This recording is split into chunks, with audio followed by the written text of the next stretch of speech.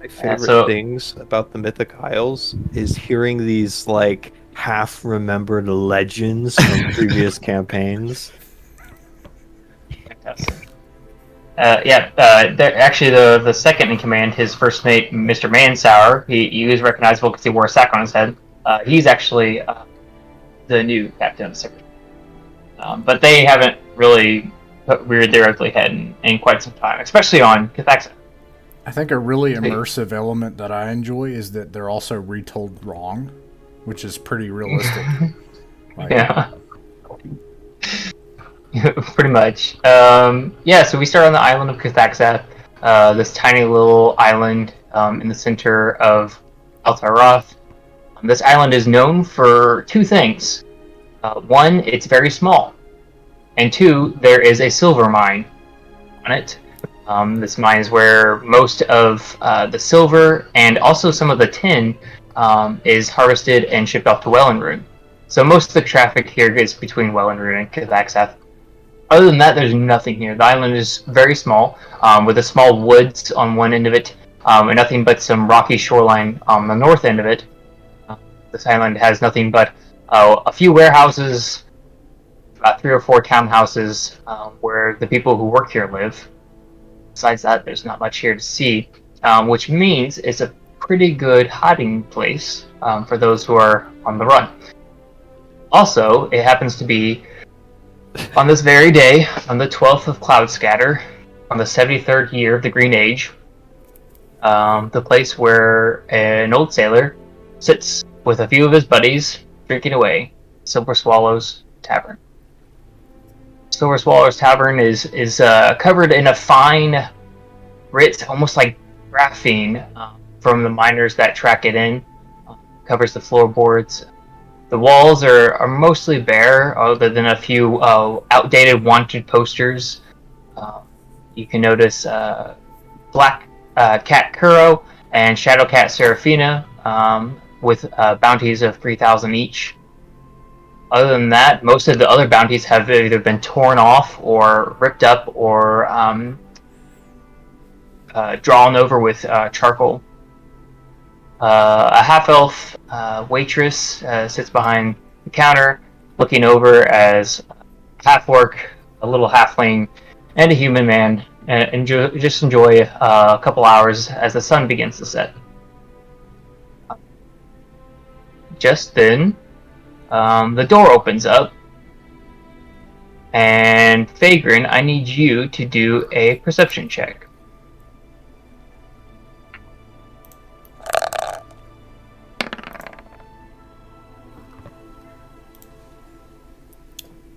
16.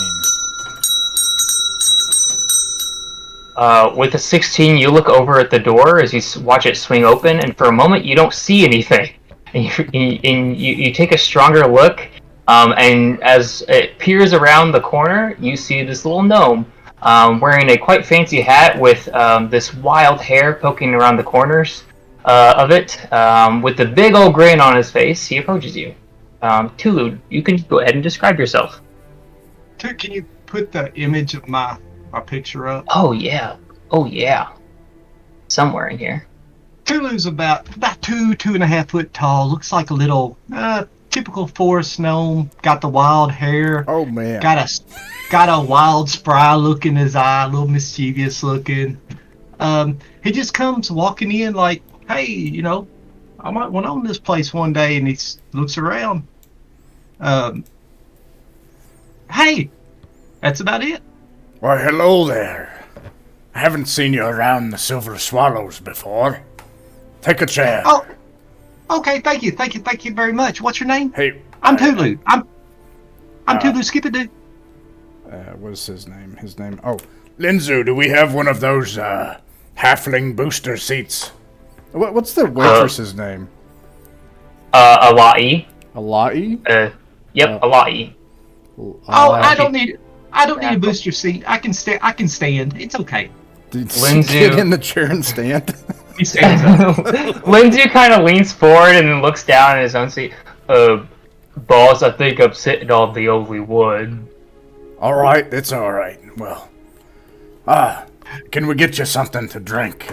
What do you like? Oh, just some tea because I don't drink any spirits because my mind's pretty sharp, and if I drink too much, it dulls it, and I don't want that to happen. Alai. Can I get her attention? Yes. Yeah, she looks over.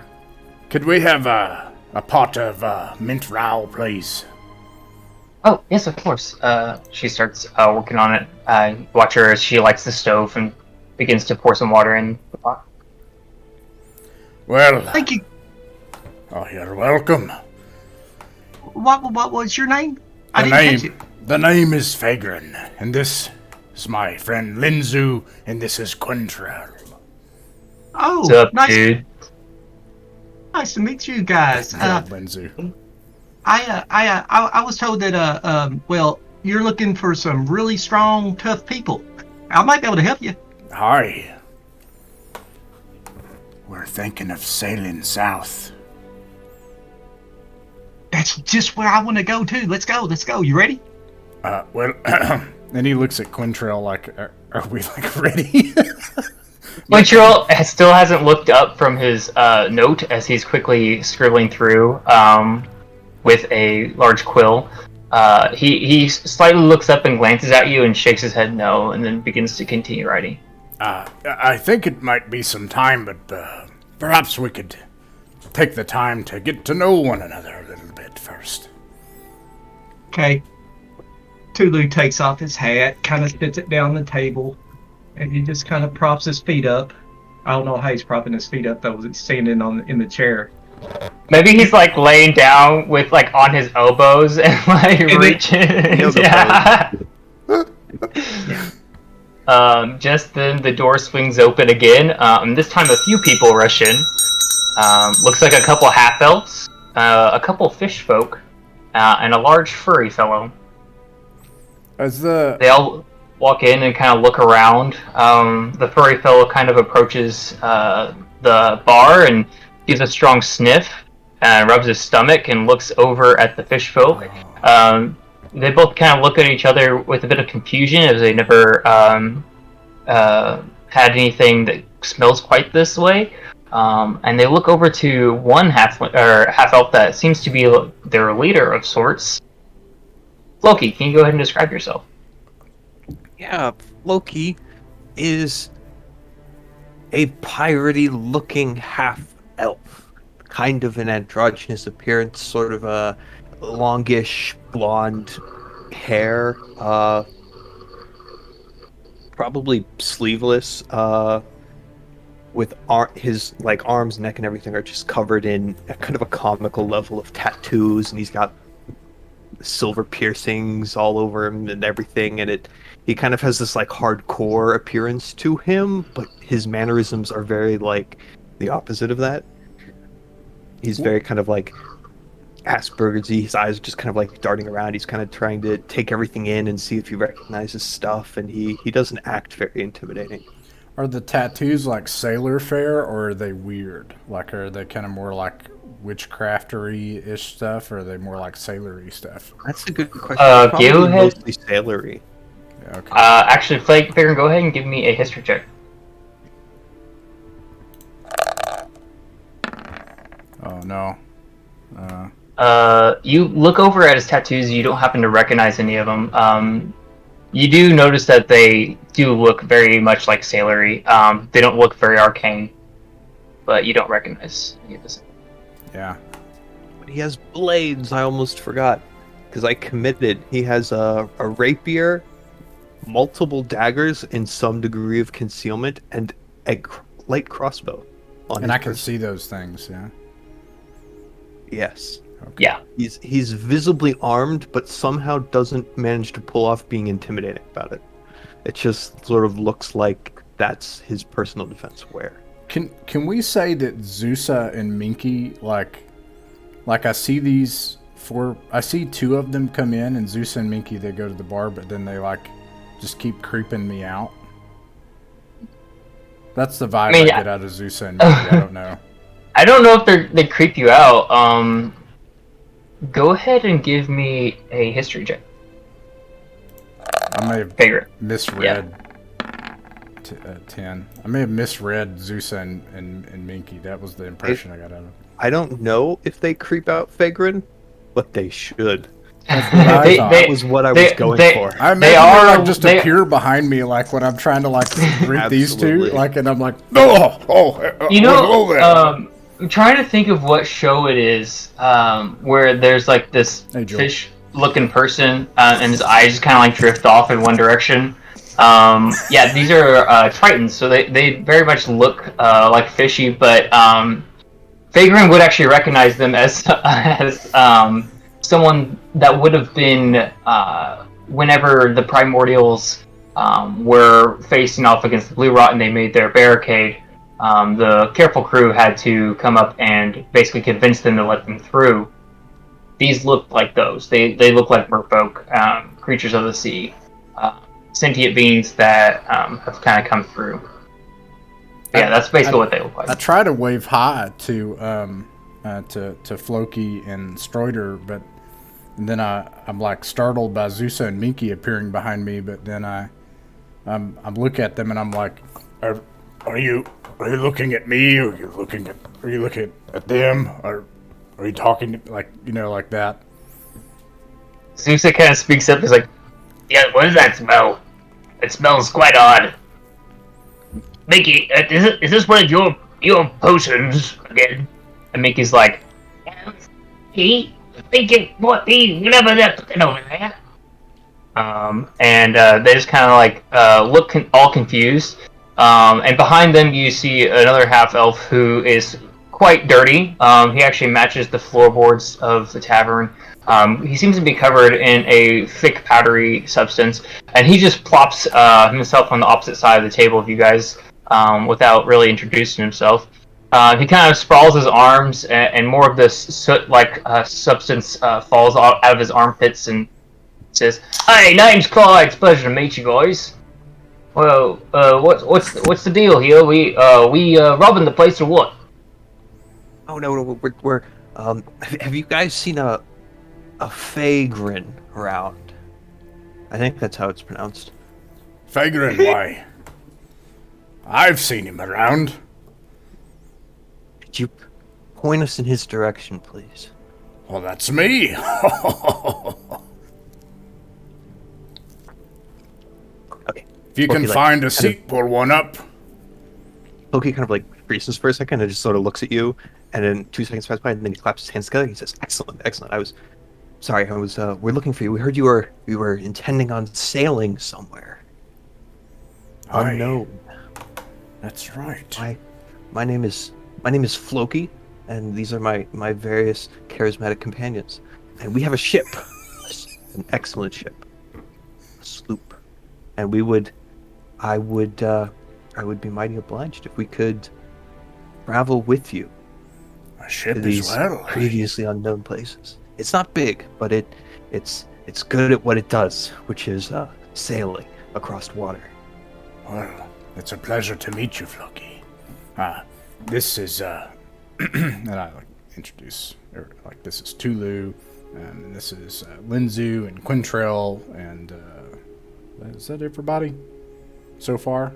And then I haven't met Clyde, Zusa, Minky, and Stroider, but Tulu already knows these people.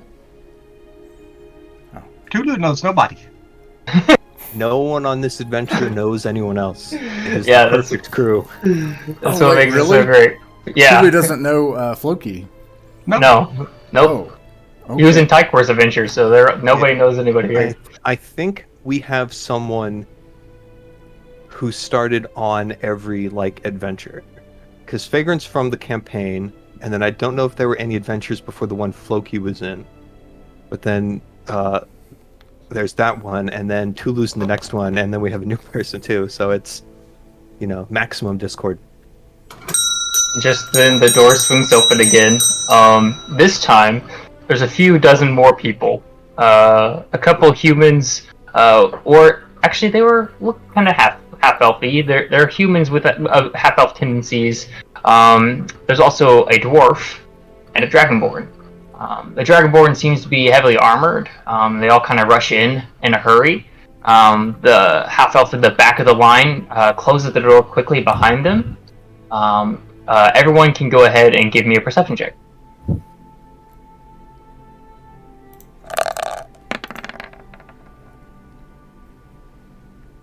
Oh, that's a 1. 14. 11. 20.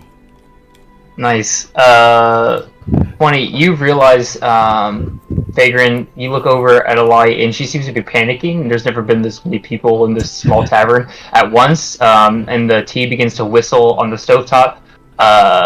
As all of these people rush in, you also happen to notice that a few of these half-elves seem to be quite sweaty and nervous. You kind of get this feeling that they seem to be on the lam of sorts. I'm sorry. Half elves? Mm-hmm. A few half-elves in the crowd kind of walked in all together. And a dragonborn and a dwarf. Oh, and they seem like what? Nervous. Oh. Yep. But also Alai begins to panic, and you see her quickly pull the tea off the stove as it begins to boil over. She lets it cool for a second. Then you happen to notice, everybody go ahead and give me an intelligence check.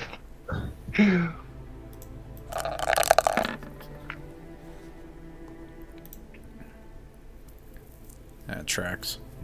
18. 18.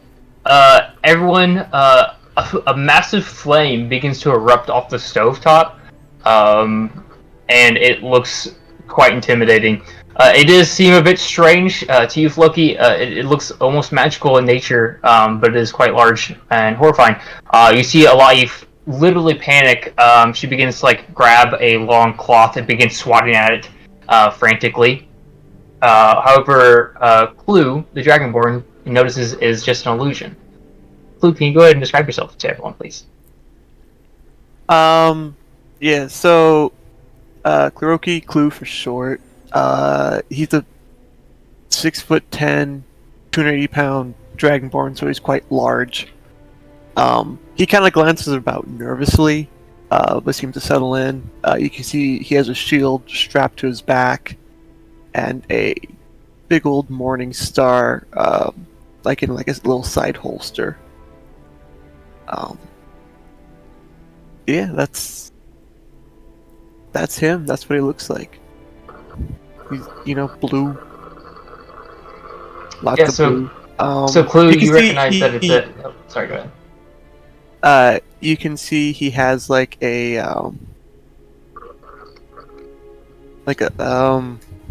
sprig of a plant. I didn't think this out too well. Never mind. Anyways, so I noticed that the fire was an illusion. Yeah. Alright. I'm gonna turn to the bartender whose name I do not know and just tell him that there is nothing to worry about. The fire is not real. And then just hold my hand in it just to be see, it's not real. Over the illusion, not in an right. Flare. Right. Not in the stove or something like that.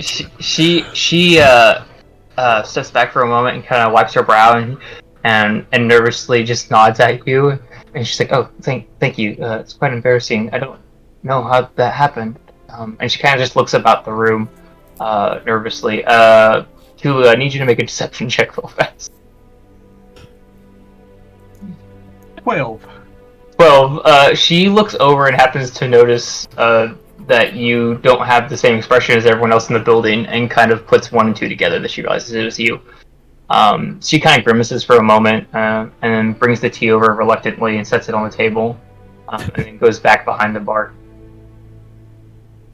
Does anyone know what happened? And then I look at the two fish people. I think are still just staring, are standing there. Oh, Well, let's not talk about that. Who knows what happened there? But anyway, did you say we're going sailing? I've never been on a ship. Is that pretty dangerous? I don't know if I'm going to like that. Do I get seasick? Oh, there is nothing else in this world like the seas. Okay. I'm sure you'll love it. I can see it. Ambition. The seas hold it. Don't worry too much about getting seasick. I'm sure there's not much in you to come out. Woohoo, you'd be surprised. I can get pretty big sometimes, and a lot of stuff can happen. Well, did you say you had a ship, Floki? I do. It's the beautiful looking one down at the docks with the red sails, the sloop. Well, You see, Winchell kind of perks up, looking up from his notebook. You have the red sails? Yes. He leans over to Fagrin, and you hear him whisper, "Boss, we could really use those. Red sails could come in quite useful. Deterring those nasty pirates that think we have contracts." The pirates would think that we have contracts. Yep. I see. Just so happens I have a ship as well. Perhaps we could form a little armada. That's what I was hoping for. I'm interested in finding new places that haven't been discovered before, and some of my more capable comrades are off, forming cults and doing what you do, and so I've the folk with me, they're superb sailors, but just some safety in numbers would be a bit nice. I don't quite know that I want to take us out into the deep sea all by our lonesome. Aye. Floki, I'd also like you to make a perception check, please. Oh sure, I can perceive things sometimes. Sometimes. 14. You happen to notice that the dwarf who walked in with this last crowd, he has a tattoo that looks an awfully lot like a Green Blades tattoo. An awfully lot like or like? I'm gonna say you're thinking about it, and you hear a whisper in your ear. Yeah, I definitely think that's one. Do I see Key? That's a good question. Does anyone else see her? I would assume not. Okay. Then no, you don't see it. Do we hear her? Nope. It's a faint enough sound that you don't have to. I turn toward the bar where Alai is, and I look toward Clue, and I say, This is certainly the most busy day we've had in Kazakhstan here in the... 3. How many years has it been? 4? 3? 2 years. 2 years. The past 2 And some years months. I've been here. You, friend, join us. Pull up another table. I know. I like imagine that. Like, there's only like round tables, and they're small anyways, and they're just keep Yeah, so he's like push putting them a couple together. together at this point. Yeah. Yeah. I imagine there's probably like maybe one extra stool left in the back, but like that's it. Is this Like- stool good enough for me to sit on? Oh no, like there's enough room for everybody, but then after everyone sits down, there's like one stool left and that's it. Oh, okay. Oh, okay. I was gonna offer my chair. You could see when Fagrin was talking about the sea and how much he loves it. You could see Clue kind of look a slight shade of green, as he remembers several bad voyages. And then he asks, it kind of like booms out, if there's a Fagrin Fair Harbor here. And I'm like, I look back at like everybody else. Like, can I point? No. That's me. He lets out a chuckle, and he's like, "I heard you were going into the unknown. Would you like some companions?" And he gestures to like his little cult that he has behind him. His companions behind him. Yeah, I look. The room is like really crowded at this point. It's just a small. It's a small bar, right? Is it small? Yeah, it's pretty We're small. all like this at this point. We're all like crowded in there. And we're like, It seems, my friend, that the winds are speaking to us. and then like I see the fish people are like really close. Boss, to me. I actually think that's the teapot. I don't think that's the wind, boss. At this point, Tulu hops off his chair and kind of nonchalantly walks over to Floki and tugs on his robe or whatever he's wearing and says, hey, can we hurry these guys up? I think we need to go pretty soon before something bad happens. I didn't notice any Hmm. bad weather on the way. Is Well, I can feel it. don't. My hair's getting frizzy. I think we just need to hurry up and go. So, I don't know. Does Clue hear this? Yeah.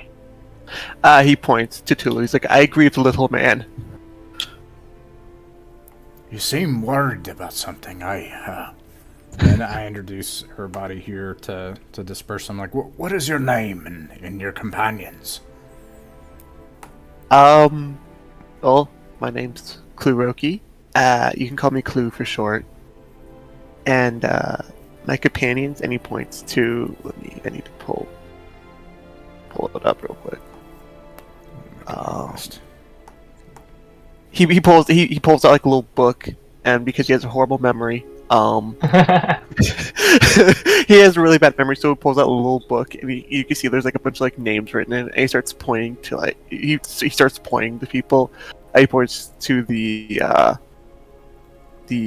dwarf, and he's like, "That's Kellum," and he points. No, that's Durful. Sorry, and he erases something and writes something else down. Then he points to like the elves and half elves in the other groups, and he's like, "We have Arton, Kellum, Liz, and Talfin." As he goes around, he introduces them. They all kind of nod awkwardly. Yeah. And you can see Talfin kind of looks over at Liz, and they seem to be whispering about something. You watch Liz as she reaches in her pocket to pull out a piece of paper, and a couple of pigments and ointments kind of fall out of her handbag, and she kind of picks them back up, puts them back. And they kind of look over at Martin and the others, and they kind of just look odd. Like, they look like almost like they're hiding something, but you can see they don't have any weapons on them or anything. They just look nervous. I go give 2 silver pieces to Alahi for all the tea that we're drinking, and I like go up to Clue and I hand him like some tea, and I'm like, Here, tell us, what's bothering you? No. He takes it. He takes a sip of the tea. He's like, nothing's bothering me. I would just prefer we don't waste time. That's all. Arton kind of bends over and leans into Clue. Hey, are these guys your friends? Do we know these people? He turns like, they're my friends now. Hopefully. Oh. Okay. Are they going to get us out of here? That's the plan. Yes. Okay. Do we have to pay them? I hope not. And they just kind of like shuffle around. You see that one of them actually goes and approaches the bar, where Schroeder's just kind of been like hovering over the bar, just like sniffing around. And they kind of converse about something too. Hey boss, so are we gonna join a crew with these guys? Are we taking these guys in, or are we going with them, or are they going with us, or who's saying that? Lindsay.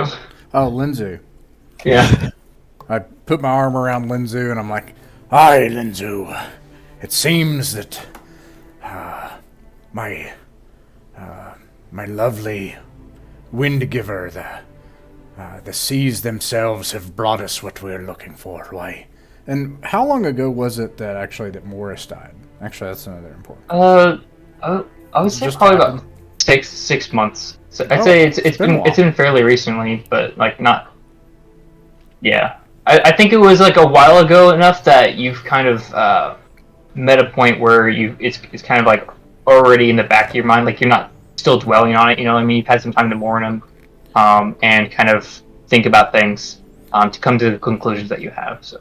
Why, Linzu, we were just talking about how we've got a ship, and, well, things have not been going so well with my perfume product that I tried to sell and created the multi-level marketing company and everything here, and the problems with the law and the pirates and everything, and we just needed a crew, and here they are. I still tell you, it'd probably be pretty good bait if we're going to go, like, bait some kobolds out. They'd probably be attracted to this scent. I think it was okay. I just think it needs a bit of rebranding. I think it needed just... yeah, I think so as well. But anyways, we have some debts to pay, and... oh, we were just talking about this. Why, looks like we have what we need. A crew! They all showed up within 5 minutes. Hulu starts laughing and says, "Hi, Vagrant, did you say you needed a clue or a crew? We got both right here. Hi, let's go. We got a clue and we got a crew." Aye, and my friend, what is it that carries you south with such haste? Oh, I'm just adventurous. See, I'm going to be the most powerful gnome in my village. And to do so, they said I needed to travel. And that's what I'm going to do. And I've never been on the sea, and I can go back to my village and tell everybody I was on a ship and I was a captain and everything else. I see. Well, I can see the ambition in your eyes. You may be a captain, but you should be careful, my friend. The gods may give you what you wish. Good. Winchell kind of leans in and is like, Quintrell? yeah. What does he say? He broke He says, I don't advise that. I ignore him. Okay. All right, well, I know it'll take some time for provisioning, and Quintrell will have to do the manifesting and everything. But we can get ready to sail. How long do you reckon that would take? I looked at Quintrell. Winchell kind of perks up. He's like, I've done the calculations. I figure that all we really need are some oars, just in case the wind turns on us, as it often has. And maybe a few dozen rations, and he kind of looks around, or a couple thousand rations. I don't really know. He kind of like takes a second look at Stroider, who's kind of like this massive, almost Chewbacca-like, hulking, hairy person. And Quintel kind of just scratches his forehead, and like he accidentally like puts a bit of ink from his quill on his forehead as he scratches it, and says, "I think we maybe we ought to discuss what all we have. Of these folks have their own ships and such. We might want to take inventory." I would like to see this red-sailed ship, and he looks to Floki. I'd very much like to take a look at this ship. It sounds wonderful. I'm quite proud of it. We found it in a not the most excellent condition in the world. I did repairs to it myself, and I think it turned out quite nicely. Repairs yourself, you say? Yes, I'm a bit of an amateur shipwright. Aye. Oh. Aye. So, then you love ships. Oh, very much so. I do as well. Can we take a look? Absolutely. Is it in the harbor? I hope so.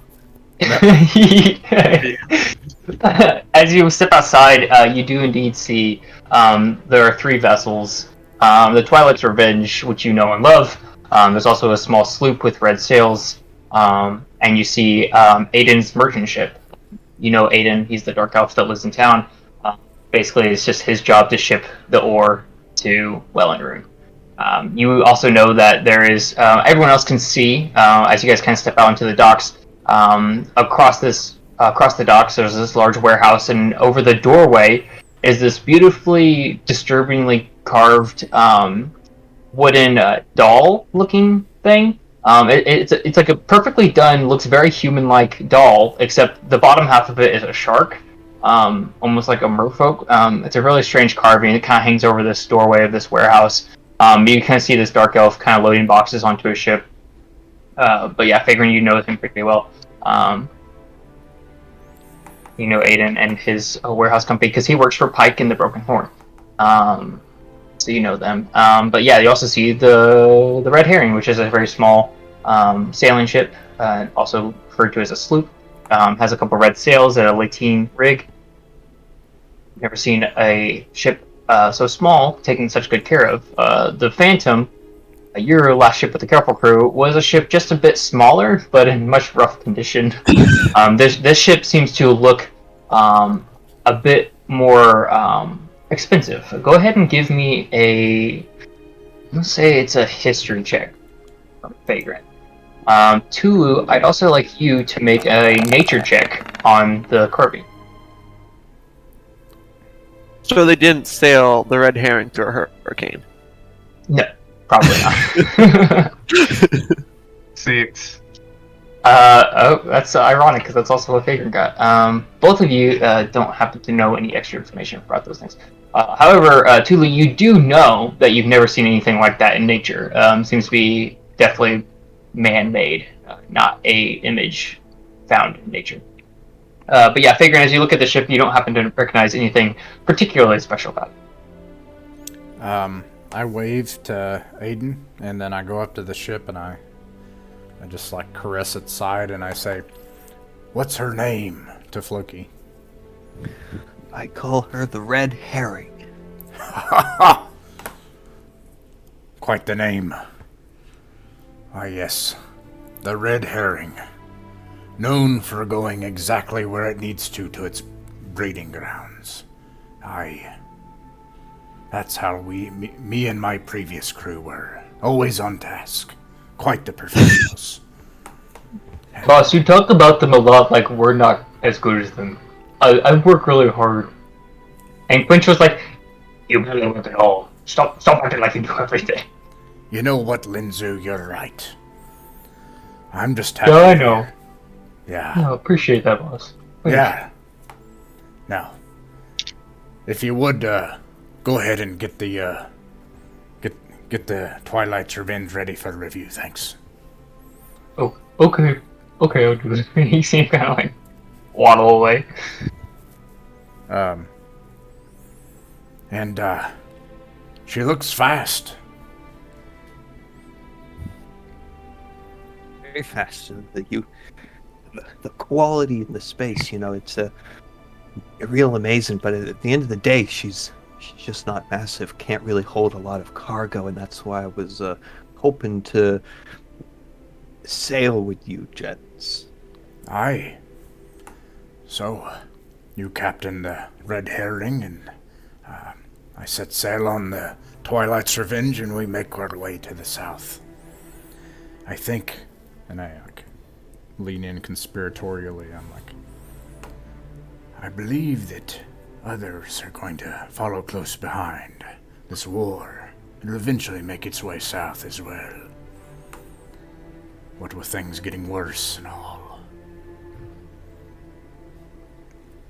I've heard some stories of bad omens, but yeah, you know how sailors are. They're kind of like that. But if you don't mind me being candid, this you know, this very sudden gathering of people you got here. Either it's an incredibly lucky day, or the guard's onto you. You know, it's one of those. Aye. And then he looks off. Do I notice anything like a meteorological phenomenon or anything?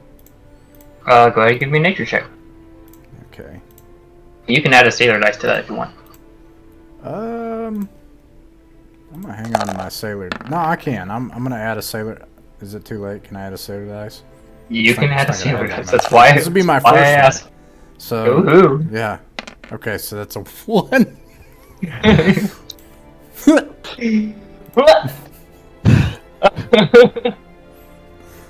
Nice. Next is a total of 6 though, which matches your last roll, which is pretty fantastic. Floki, do you see those geese there? And I like point, and they're not geese. They're not geese. Yeah, they're in fact mallards. Loki just like nods rapidly and like strokes his tiny beard. There's 2 of them. that means the tide is in our favor today. I don't know if you can make the tide not in our favor today, but like literally the tide. But anyway, as you look out, you'd notice that there's two he's pointing at, but there's like 5 or 6 that kind of like walk like right across the dock and just kind of like muddled the place. So there's much more than 2. But yeah. Tulu's scratching his head and looks over at Clue and it says, "Is this our captain?" Yep. I don't got another one. Okay. All right. Let's go. Yeah. Hey, did I hear you guys mention something about war? That war's coming on us? Are we going to get in fights on this ship? Is it possible? when you take to those waters out there, you do have to be ready for a fight. Well, do we have everything we need on the ships for that? Because if not, we can buy them now, probably. Aye. And I like with the Quintrell, who's still here, right? Like Lindsay went to the ship. Quintrell, what do we have? How many guns does the Twilight's Revenge have? 0, right? Yes, 0. Because it was for fishing. And then the Red Herring has 2? 1. Visibly. Okay. How much... Is there any way that we can purchase oars, rations? Can we provision here? And is there... Now, we'll have to go somewhere else to get cannons and cannonballs and stuff like that, right? You do have a friend who owns a warehouse like 20 feet from you. Pike! My friend! My buddy! He you see this dark elf kind of perk up. He goes, I'm actually aided. I work for Pike, but oh yeah, what is it, Faker? No, I thought Pike was okay. My bad. I thought Pike was. It's okay. Aiden. Yes. This Pike around. No, he hasn't been around. He's kind of been busy. Typhus, everything going on. Have you had any? Well, how do I say it? Shipments of the explosive variety that's come through lately. Oh, yeah. I mean, and there's a war going on, so yeah, I've been shipping stuff out like crazy. Why? You gonna actually help? I've always seen you pretty busy on Twilight, so I never really asked anything. But now that you're offering, I mean, we seem to have quite the crew put together now. Yeah, I think we might be interested in helping.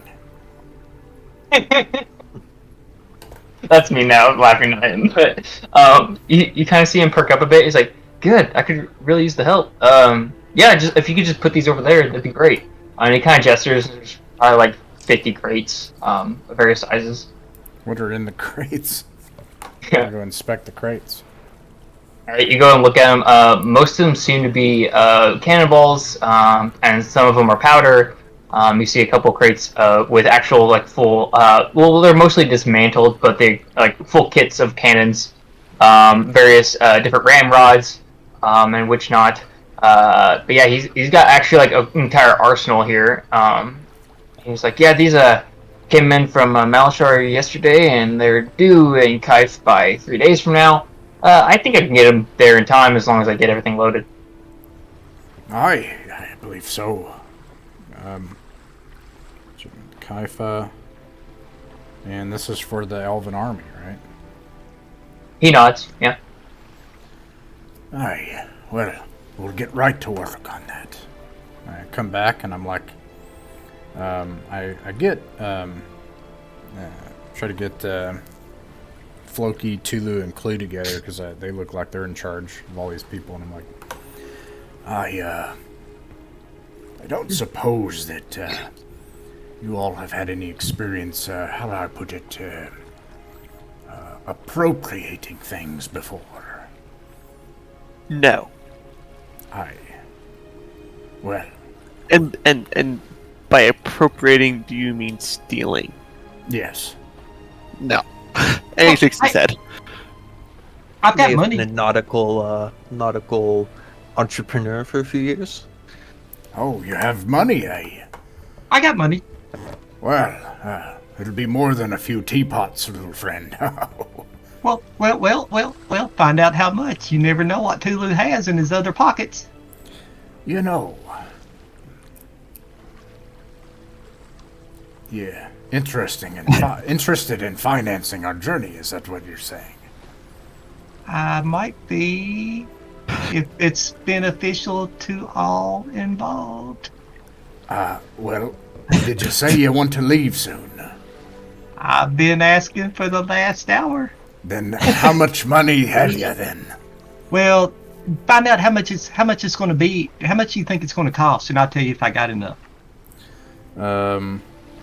Quintrell, how much would an entire crew worth of rations, oars, supplies, rope, barreling, And guns. Don't we need cannons or whatever they are? I think I have an idea for the cannons. Okay. You see Clue just kind of like reach into his pocket and like pull out a handful of like gold coins and then just like search everything else and doesn't find anything else. He looks kind of disappointed. Actually, Clue, go ahead and roll me 3d4. As you're kind of scrounging around. Quintrell kind of perks up. Like, if we're getting just the oars and the rations, just under 300 should probably cover it. Depending if are we going to give oars to this other ship as well, then that'd be an extra 150. He turns to Floki, or to Tulu and says, Well, that'd be 450 gold then. like expecting, like there's no way that he has that money. You know? I grab Fagrin and I kind of pull him off to the side by himself. Okay. Okay. I kind of pull him up here where we're all here, and I take about 1,000 gold and just hand it to him. Here, use this. I got a lot more where that comes from too.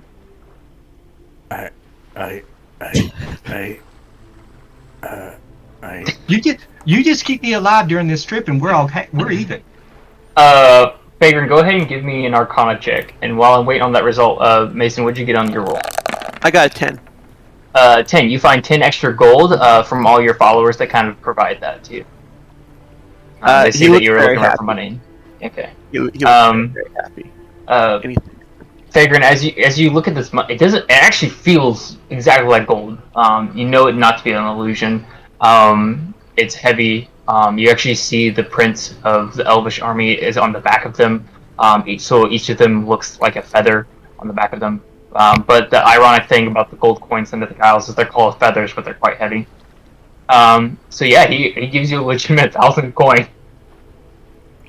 I think we might do the best we can in your matters of protection there, my friend. And he goes to Clue and says to Clue and Arton, Kellen, Liz, and Tolfin, but to Clue, like, all right, if we're to set sail soon, we need to provision the ships.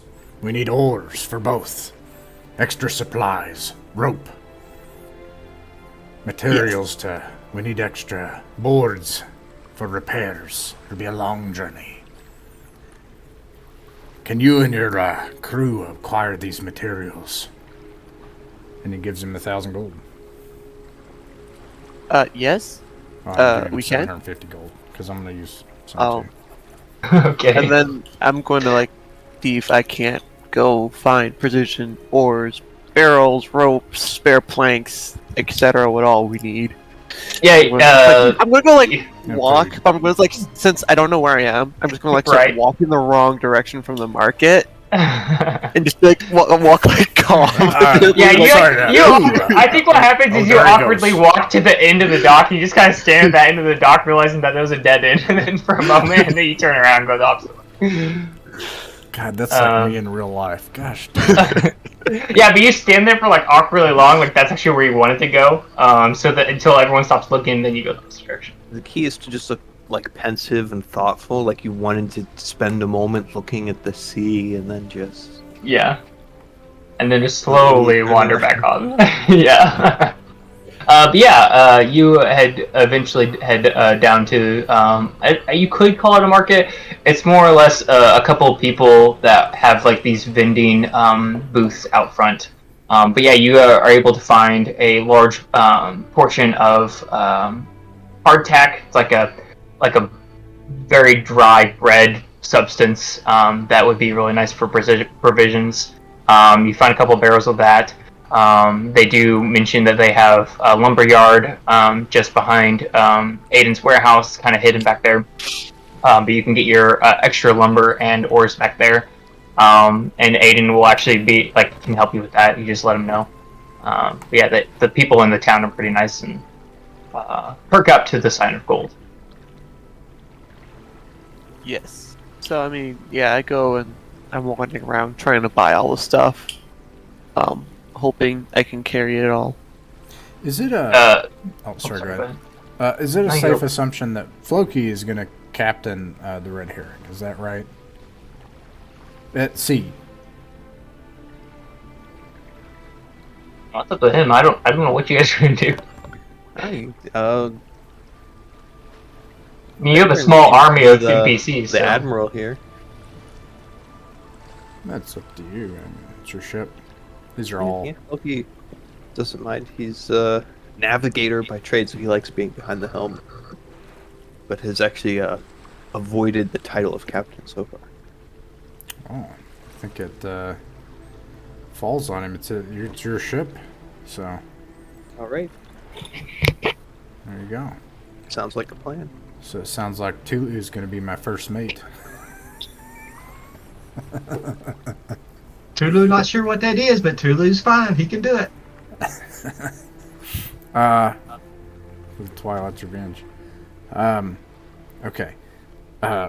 Floki, do you see by that warehouse there with the funny carving up above the door?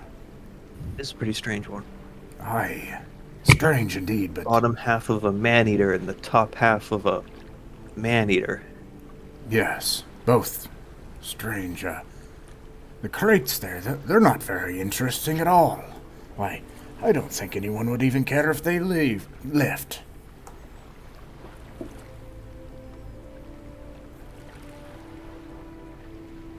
Go steal the crates. Oh, okay. Thank you. You just commanded him to do it. With this, all these people, obviously, right? Like Clyde, Yeah. and Stroider, and the weird fish people. Did Tulu hear this? Yeah, Yeah. you're right there with me, man. Yeah. Okay. Well, Tulu's scratching his hands like, why the hell did I give him all this gold if he just wants to go steal stuff, huh? That doesn't make any sense. Because we're but gonna okay. buy all the stuff we need. Wait, Tulu doesn't understand. Okay, gotcha. It is an interesting, like, taking the time to determine who here has weapons and then deciding that's the only person you're going to steal from. I would have done it the other way around myself, but, sure, we'll get right on that. Wait, hold on. Are you saying some kind of logic thing? Some making sense business? I'm sure you're all you're all on top of this. As soon as Floki gives the green light, you watch as Susa and Minky just dive off the dock, and Schroeder just begins to slump back behind the warehouse. He just starts walking that way. And I sick key to go figure out if there are any guards and do reconnaissance. All right, she does, and she quickly comes back to you, saying there's absolutely no guards, just that dark elf. I'm gonna go up to Aiden. Find some. Sorry, I want go to tell her to, while invisible, to find some way to distract him and lure him away from the warehouse, take a rock and just sort of make it hop on its own away from the warehouse and get him to follow it. Wait, we're doing this legit, right? Like right now, you know that, right? She goes over. You watch her. She flies up. Well, I guess you don't watch her, but you get the inclination that she flies up.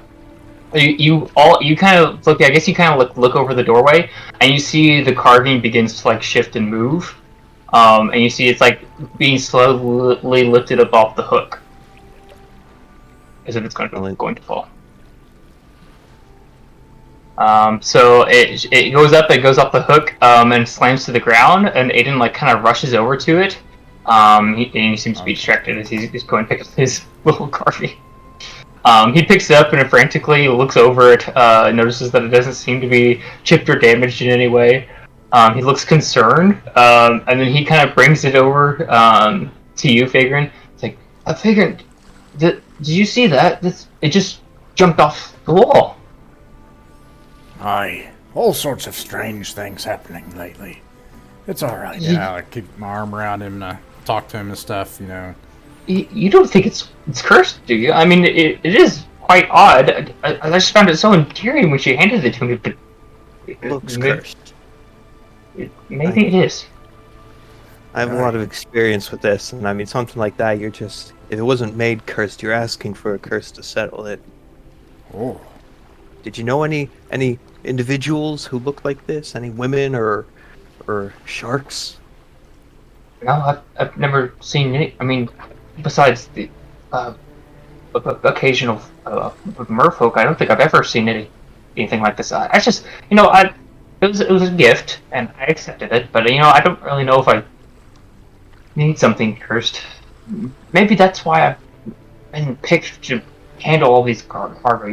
It's really scary handling cargo that needs to be delivered to military. They're so precise about timing. I can't dock when a low tide. There's nothing I can do about it. They get all angry. Oh man, like it's my fault. you're killing me, Jake. This dude's gonna get shanked. Oh no, what's that future tense doing there? Oh man. He walks over. He walks over to Swider, or he looks around for Swider, who he saw earlier. Realizes he's not around. Walks over to Quintrell, who's the next tallest fellow. He's like, "Will you rehang this for me? I can't quite reach." Quintrell kind of just nods and puts his pinning paper down neatly and puts a little rock over it so it doesn't blow away. Goes over and begins to start hanging it back up.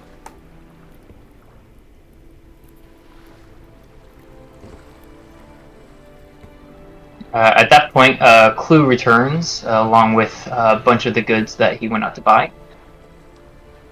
Kind of all of his followers kind of carrying most of the goods for him as they kind of make their way over. At this point, Tulu is literally on the side of Fagrin's ship.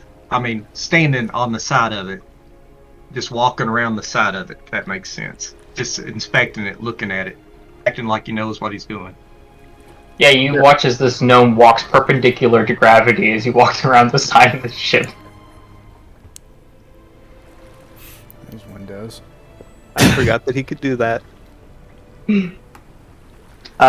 Which ship is all this stuff going on? Any points to Big like? one, I assume. All right, and Oh, they The should Red run Herring those. has its own Yeah. supply of cannons. Or Wait. cannonballs. I don't know. Cannon. What are we pilfering? It occurs to me that I'm stealing a lot of things and I don't know what they are. I guess we'll find out misspoke later. earlier. We're are we- actually are not we stealing, stealing just to stuff? clarify. We're actually... As you kind of mentioned that, Floki, you look out and you actually see a couple of the crates like floating through the water. And you actually see Schroeder in the back of the warehouse who's literally throwing them out the window. And your fish folk are just like pushing them in the water over to your ships.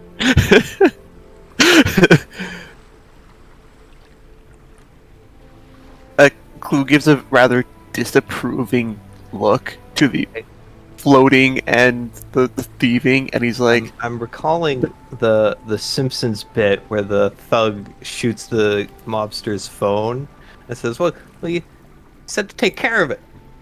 You know? That's what that means. You know, we take care of someone.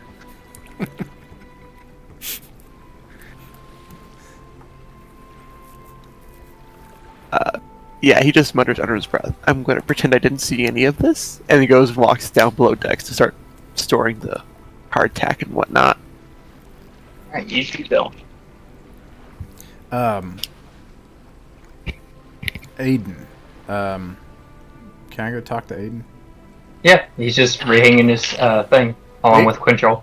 So Fagrin sees this, sees that, basically he's about to take a shipment and sign for it and then abscond with it and just leave, right? Mm-hmm. Instead of actually shipping it. And that would be the end of the Twilight's Revenge Company in here. And then he thinks about how his friends Pike and Aiden might pay the price for this. And he looks at Aiden and he says, Aiden, Yeah. those shipments that you've been taking to the elves lately, how's it been going? Well, it is what it is, it's a job. pays pretty good. I say that. But you know, it's stressful, especially you know when I'm on my own ever since Dahlia left. But you know, it's not terrible. You know, I'm actually getting quite the muscle buildup. You see, and like kind of flexes, and he's like got like a medium build. He's not really quite that. And he's like, well, I mean, it keeps me in fit, and you know, the stress keeps you know my brain active, so I don't go senile. So you know, I got that going. Aye, and the elves they treat you well enough. I mean, you define well enough. I mean, they pay me. But I mean, they're quite demanding. You know, I mean, I would be too if you know I'm trying to fight a horde of pirates. I'd probably be pretty. You know, everyone wants their weapons pretty urgently, right? It's you know, it is what it is. I know Aiden pretty well. Yeah, I mean, you've known him on the dock for years, you know, because he was here even while the Careful Crew was in business. Do I know anything about his family? You know he doesn't have one. Okay. He had a wife, but he's been left a couple years ago. So. Yeah, and then Pike's son was... What was he, killed? Pike's son was killed. No, Pike's co-worker. Pike was the employer of everybody else on the docks. He was the portmaster. Okay. Okay, so Fagrin looks out at the tides when he says this stuff, and he says, "All right, Aiden, I don't think I can take that shipment for you. I'm really sorry." Oh, And he pats really? him on the shoulder. You see him, he kind of looks back at the warehouse and realizes that's mostly empty. He's like, oh, but you already loaded it for me, right? I mean, these work pretty fast. I didn't even see you guys get going. Right.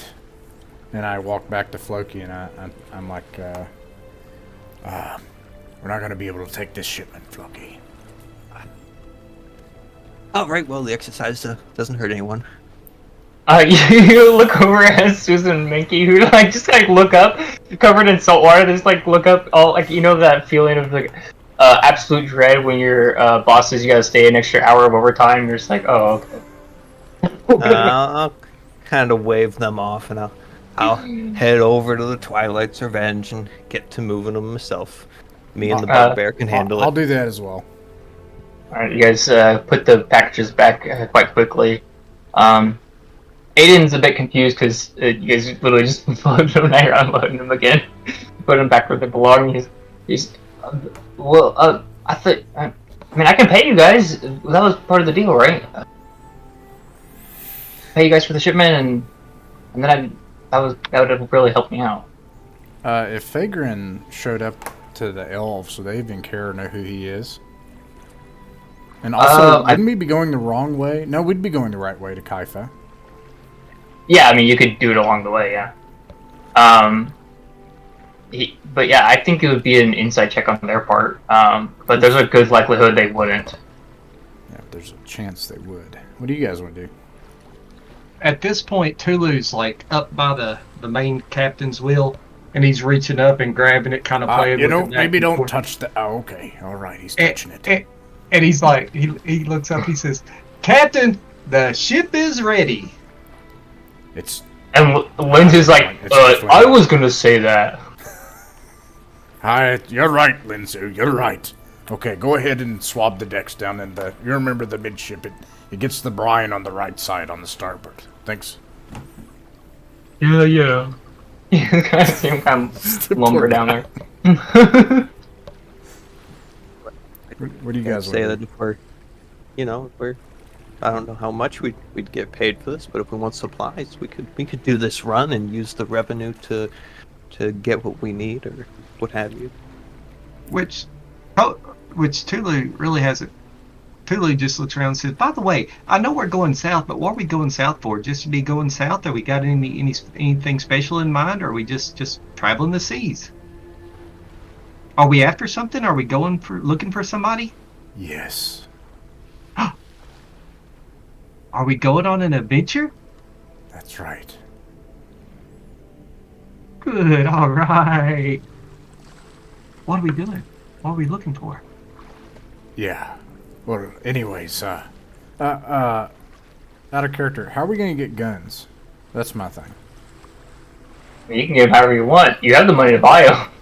Where are we going to buy guns? Would Fager know where you can buy guns? I don't know where I can buy a tank right now. Oh, as a wait, person. I think you can buy them off of Aiden. I don't know. I'm real confused. Could we buy those guns? Because I thought that they belonged to the elves. Well, I think anybody can be negotiated with. Oh. But I mean, you did also have them plainly stolen and then put them back. So I'm confused about what your intentions are too. So Is anybody We good all at, are. Anywhere you go from here would be surprising. yeah, it's very true. Is anybody good at like negotiating? Is there anybody who's like the negotiator? I Pretty think great. we negotiate pretty well. Yeah, we have 3 charisma guys here, so it'd All be 3. I could get them for pretty close to free. Free even. Almost did, and then we didn't. Strider kind of nods, and he's like, "Yeah, he's got a point." Stricker's our money guy, so if he says it's true, it's true. Stroker's the that- money guy? Yeah. Yeah, He's he like kind of counting everything. You watch him as he kind of like does that thing that big tough guys do when they see another big tough guy, where they kind of like stick their chest out just partially, put their hands to their side, and like they're both almost equal in height, and they both have the coin purse at their side. Both Quintrell and Stoyer. It's like gentle, tough, Quartermaster to smart rule them guy all. showdown. Tulu walks up in between them and flexes. Give me a performance check, and you have your hat, so you can adjust that. However you'd like. 5. 5, yeah. While they're posturing and flexing or failing to flex, Clue's just gonna walk over to Adrian and be like, "How much are those guns?" And like try to negotiate. Aiden's like, the elves pay me just over 1,000 apiece. The barrels of ammo were another 500. The ramrods are an extra 20. It all adds up pretty quick. So the gun is 1,000, right? 1,200, yeah. And how much is the ammo? Like the cannonballs and That's about an extra 800 if you're gonna get the powder and the ammo. Well, I mean, all this is already sold, so I can't really help you out. But I mean, if you're willing to, wait, do you work for Fakery? Or do you own the other Yes. ship? no, but I am an associate of Vagrant. Oh, Yes, Okay. a new associate. oh, cool. Well, it's nice to meet you. I'm Aiden. He reaches out his hand. And I shake his hand. And your name was? Kluroki. Oh, Clarky. Well, it's a pleasure to meet you. I've actually never met a little lizard folk, question mark? Haven't seen my raises in my eyebrow. Dragonborn. But Sorry, my apologies. Yeah, I've never met one. You think a sailor as cold as your eye would have came across one of your kind? Anyway, they're. I told the baker, and I'd pay you guys for delivering them, but they're well already sold. and I'm gonna go back to Vagrant and just be like, he wants like 2,000 gold for the ammo and the guns. For one Because you each. said Yeah. for like ammo, I'm assuming you could use ammo for multiple guns. Yeah. But like a box of ammo and then like one gun would cost 2,000 gold, and I have like 1% of that, so I can't buy it. I'm not your money guy.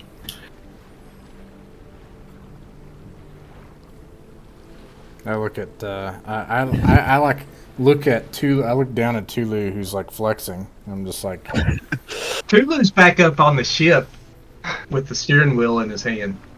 But You just like quickly ran up the little thing, like came down, flexed, and ran back up. all right. I go up to Tulu, our financier, and I say, "Hey, Tulu, boss man, what you need? You remember that thing you were saying about keeping you alive and all that? Yep, I paid you well for that already. Yep. Yeah. You know, a thing about keeping someone alive on the seas and where we're going and all that helps to have guns. Well, it's looking like we're gonna need this over here. I don't know what. Quintrell, can you count? Is he I nearby? think 7,000 should do it. So, yeah, he shouts back to you. 7,000, Captain. 7,000. 7,000. Don't you think we can talk that guy down some from whatever, or where were you getting them from? That guy over there at the warehouse, your buddy? Isn't he your buddy? Don't you think you can talk him down some? Well, we could try, but you have to understand he's under a lot of pressure. There's this war going on. Elves. They're not always the friendliest folk. Okay. Well, see if you can get him down to around 5,000. I can get that for now. Aye. Do we have anything that we could barter? And I tell you, well, see if you can get him down to 5,000. I can afford the whole amount, but I just like, I like being tight. We gotta save our money. We might want to buy something pretty later. How much is a gun? I'm sorry, a firearm. Oh, a firearm? If you're going to sell your firearm, I don't really know. Because it's like one of the rarest things in the world, right? Yeah, so I also don't know if it would be much value to people because it's, you know what I mean? It's like one of those things, like it's a tool I don't know how to use. I mean, you can always see how it goes. No. Sorry, go ahead. I hand favoring 7,000 and say, see if you can come back with any of this. So do we have anything? Do we have anything like on your all's ship? Twilight's Revenge doesn't have anything. We don't have anything, do we? That we can I barter? think so. I mean, you guys have your starting equipment. You want to start bartering your starting equipment? Oof. I would not have but to get rid of that. Some barrels of alcohol Oh. that number above 0, and I may have forgotten that I'm in the possession of an evil book. Oh, that's true. So yeah, go ahead and do you remember how many barrels you have? I have a barrel of ale and 3 barrels of wine, That sounds about right. I think. But don't the dwarves need that for on the ship on the I voyage? was hoping to Well, consume figuring I that just as gave. well, but I can give you the whole amount. I don't want them to go without drink because they won't be happy if they don't have drink, and if they're not happy, I'm probably not happy because they probably try to throw me off the ship. Aye, we wouldn't want that. That's right. Yeah, the only thing I have are light scrolls. Other than that, and I think they're pretty common. It's a light, so it's not like that powerful to be able to. Okay, I go hand 7,000 gold to Clue, and I'm like, Clue, see what you can do if you can. How many guns did you want? That would be 3 guns, right? Yeah, it'd be enough for 3 guns and 3 boxes of ammo. Yeah. So it'd be Okay. 2 guns for Twilight's Revenge and another gun for the Red Herring, since it's so fast. Or maybe we might even. want to. do you Red all- Herring's already got a gun. We might just want to put them all on the big ship because if we're winning a fight by firepower, we might want it to be on the big ship. Yeah. Okay. Yeah. Okay. I'm gonna go back over to Adron, whatever Aiden. his name Yeah, is. Aiden. Aiden. Yeah, that's okay. And I'm like, could I possibly get like a bulk discount if I'm buying multiple guns? Ooh. Look, I Please. already. Give me a persuasion check.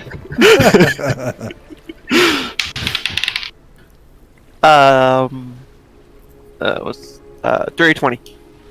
Yeah, you just watch him as he kind of like frantically looks about.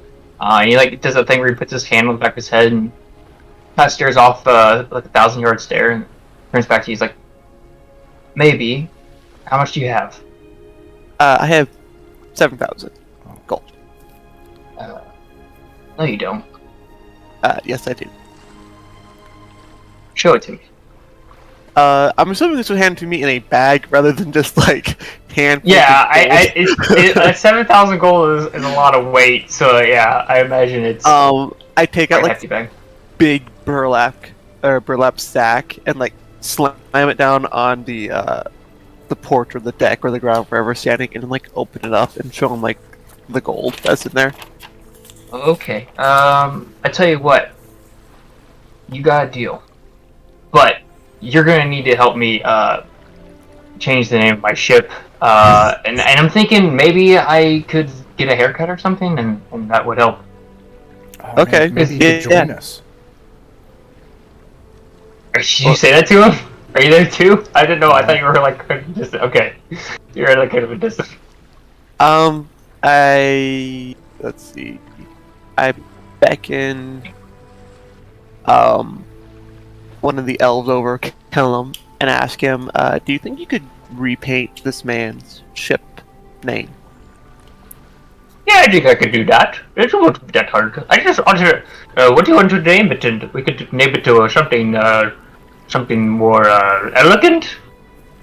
Yes, The Heartless Smut isn't that elegant. We could probably do something better than Heartless Smut.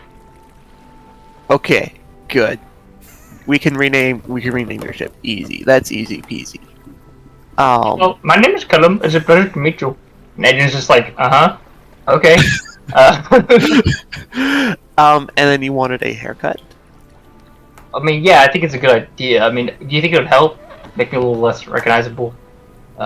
Maybe I could just like do this, and he like takes off his like button-up shirt and kind of like folds it inside out and like puts it back on a little differently, and he's like, "How about that? Is that better?" I'm just saying, if I'm gonna sell you these guns, I can't stick around. I'm gonna have to go on the land, as they say.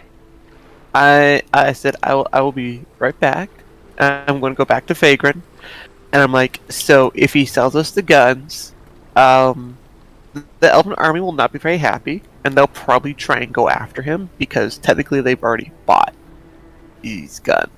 So out of character, that's what I was thinking before when I was like, "Give the guns Yeah. back. Let's not do it," because I didn't want him to get in trouble. Because that was the impression I got. So we could buy them, but then we should probably help him escape. Maybe give him I could give him some extra gold. Maybe another pair of clothes. They have a good ship. Yeah, we'll be renaming his ship. I don't know what kind of ship he has or how good it is. But yeah.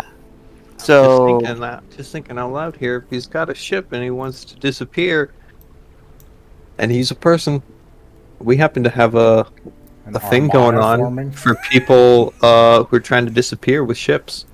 So do we want him to join our little armada? Yes. Okay, here's my question / problem / dilemma.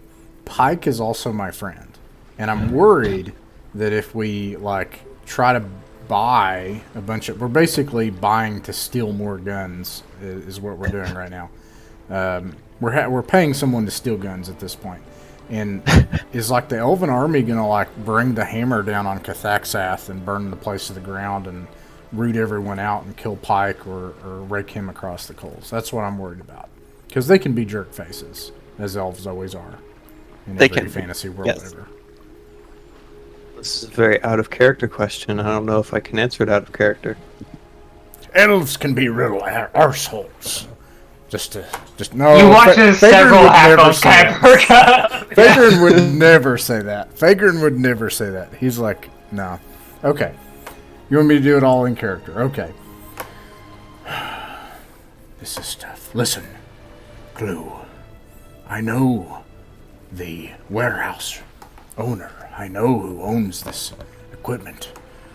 If the Elven army descends on Cathaxath, they'll have no mercy for this place.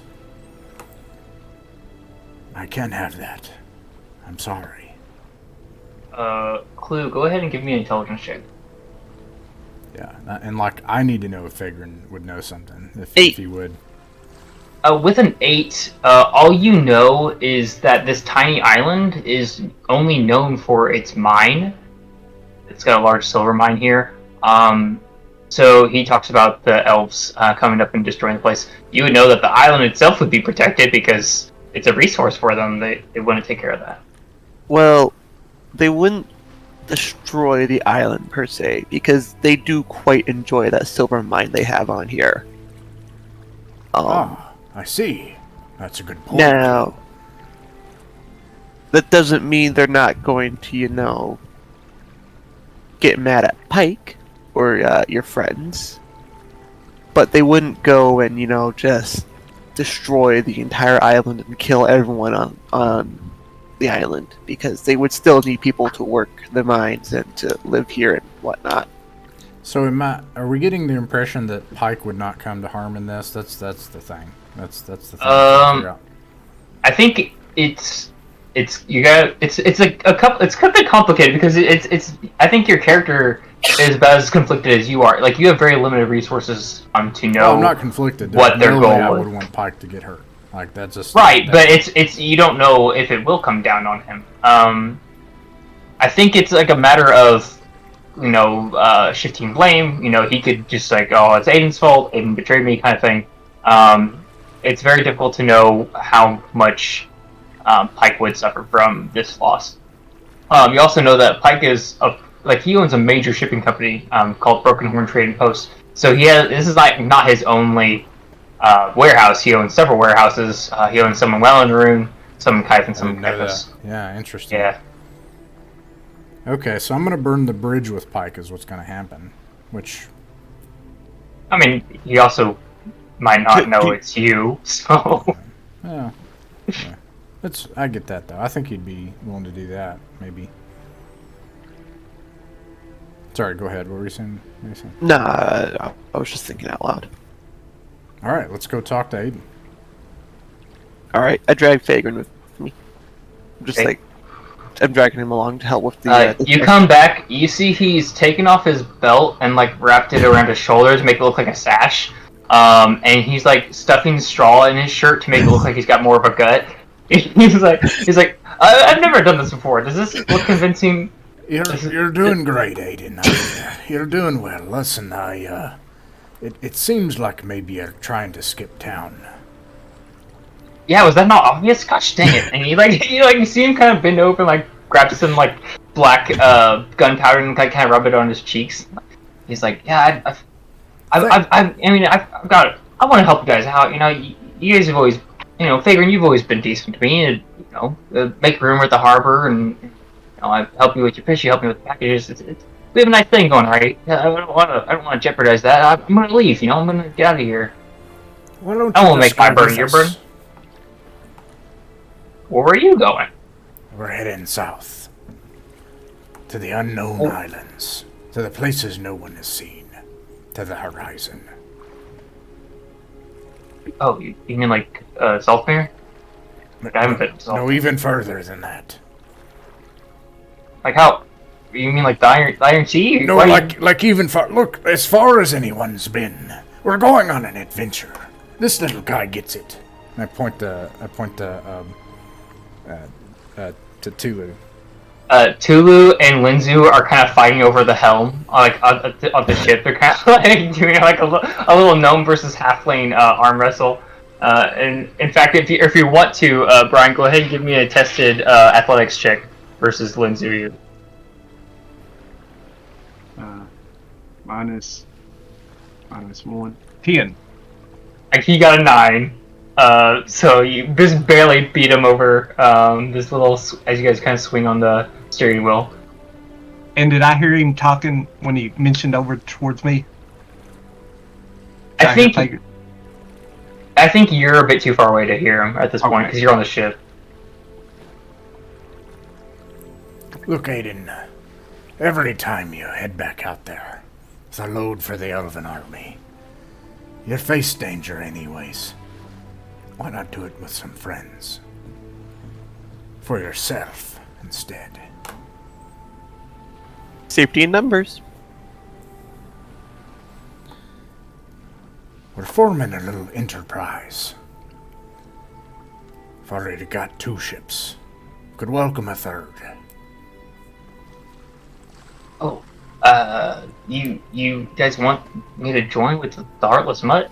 He kind of like looks over, and you see Kellum's like scribbling over the Heartless Mutt, and he what looks like he's just like writing profanity, but it's in a language. Does it now only say quite- the artless mutt? Like it's only gotten that far? It says Well, Heartless Slut right now, but The artless slut. I'm just going full on that one. yeah. Told you we could rename your ship. You see Kellum kind of like waves and paint kind of just drips everywhere into the sea. You did.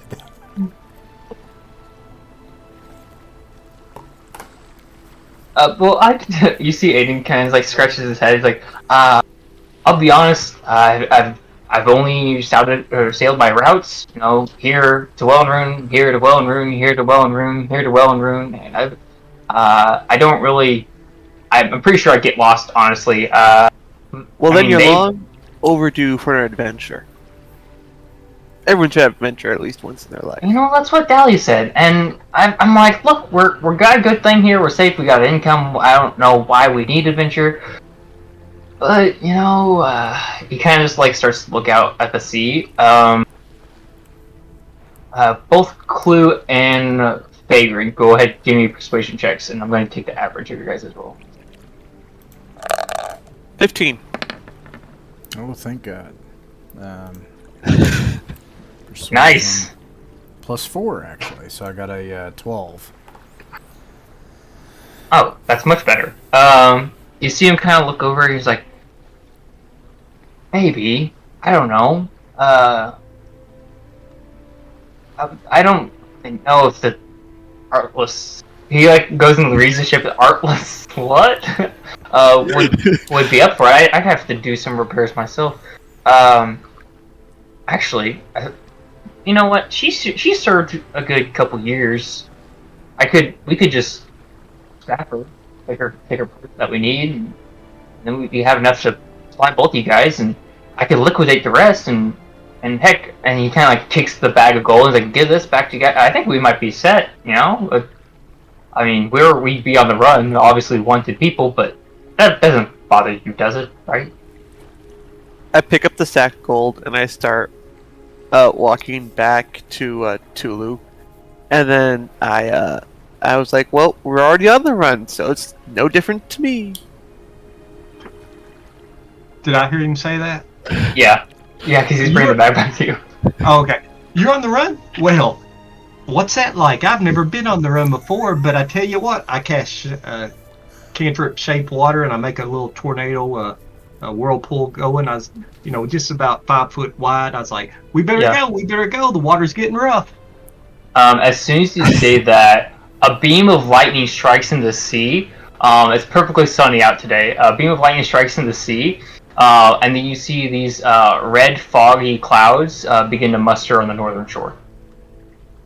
I think that's our cue. That seems like a cue. Tulu looks really surprised. He's like, I did not know I was that powerful now. I turn to Tulu. I'm like, I'm sorry. I don't think that was you. Okay.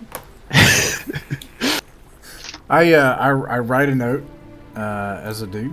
Let's see here. It'd be like, can I do like a draw shape like this, and then fill it in like that? Yes. And then like this, and I'm like, Pike.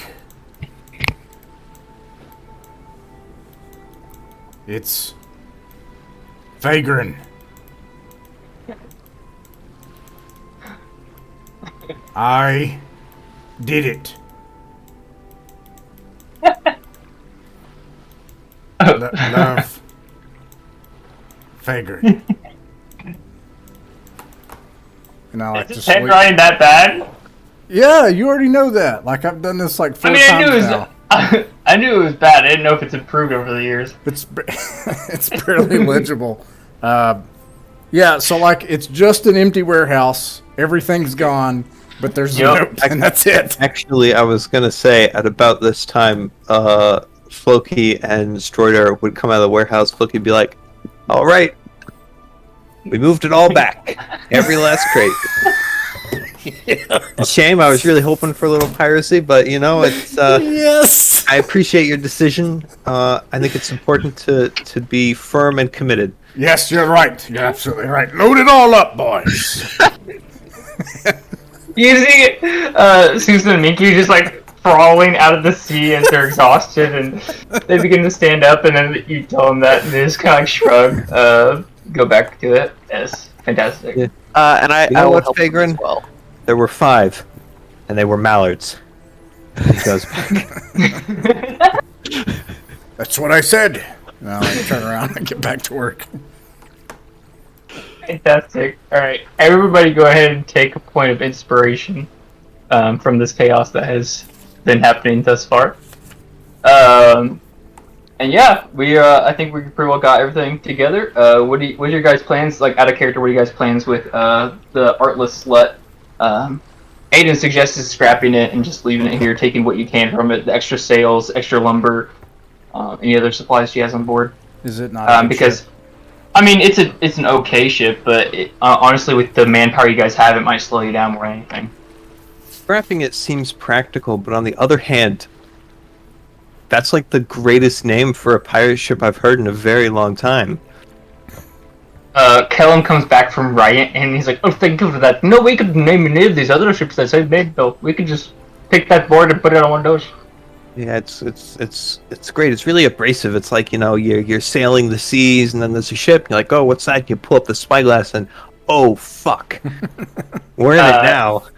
Kellum Kellum winks at you, and he's like, "I completely agree. Most people don't like my names, but I come up with them, and I work very hard on those names." Is this Aiden's first mate or something? No, he's one of the people that followed Clue. Oh, okay. Yeah, he's one of mine. One of the gaggle of half-elves. Oh, Yep. one of the half elves. Gotcha. Okay. How many crewmen does Aiden have? 1, 2, 3, 4, 5. He has 5. 4 half elves and a dwarf. How many decide to like suddenly break the law and just like go full? No, pirate? I think. Oh, was that Aiden that had those? No, that was you. No, he's asking about Aiden. Oh, Aiden doesn't have anybody. Aiden works by himself. How He had his wife work with him, but she left. that boat? Oh, you said you didn't have anybody. I didn't realize that happened. Yeah, I definitely can't screw over Aiden now. Gosh darn it! What the? So he could operate that boat by himself? Yeah, it's not as fast. He works at half speed, but he can. It's not a very large ship. Oh, okay. Okay. Cool. So now we have Aiden, and then how much do we get from the ship? From scuttling? You would get 6 additional white sails, 400 pounds of lumber, and looks like 16 crates. Some of those are full of his merchandise that you guys already loaded, but the rest of them are empty crates, good for loading and whatnot. Okay. I go back to Floki, or I'm sorry, Tulu, and I give Tulu my 250 gold pieces back as well. So he's got his money back. Minus 750, which paid for all the provisioning. And then I try to convince him he just made a profit. No, I'm just kidding. Really smarter than that. I know.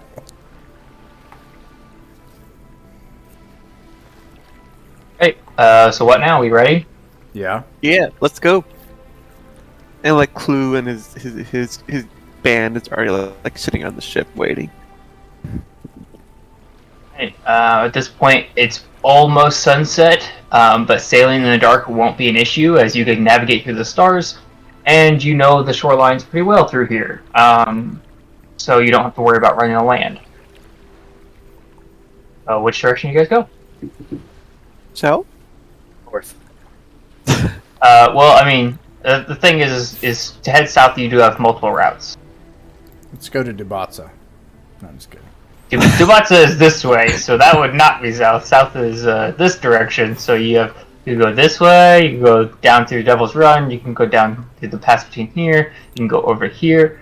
In fact, instead of Dubatza, you could go this direction and come around the backside of Wellenrune. Didn't we say for some reason that the safest route was like out to sea and then in the middle and then like straight the hell south? Wasn't there some reason for that? Didn't we talk about that? There was that because Zevibara, the capital of Wellenrune, is at war with Kaifas. So there's like this.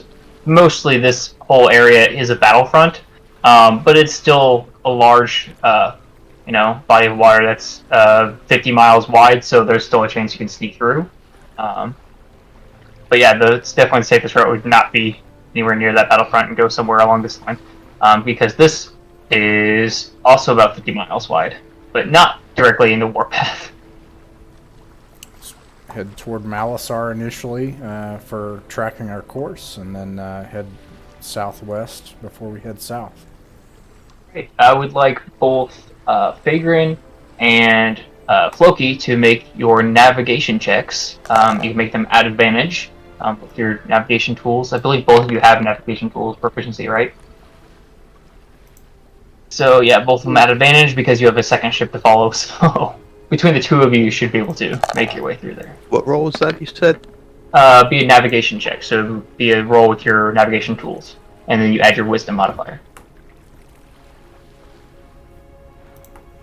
Okay. 13. Nice. I got a dirty 20. Fantastic. So yeah, between the two of you guys, you're able to navigate just by starlight. The stars overhead, you do happen to notice as you look up that some of the stars are missing from the constellations, but just enough that you recognize them. And yeah, mostly calm waters throughout your first 100 leagues as you travel out to sea. Eventually you make it to a border between where Altaroth meets Salthmere. You see a couple of the islands off in the distance, 200, 300 miles away. You can see them over the shoreline. The lights of different islands that Fagrin you're quite familiar with. Yeah, the first couple hours, how's everyone doing? Clue, what's going through your mind the first couple hours? Clue is seasick.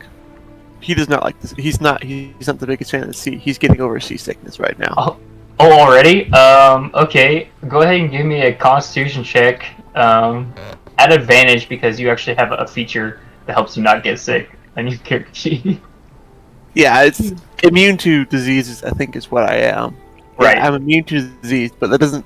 I wouldn't classify. Yeah, I'm just gonna rule it as advantage. Yeah.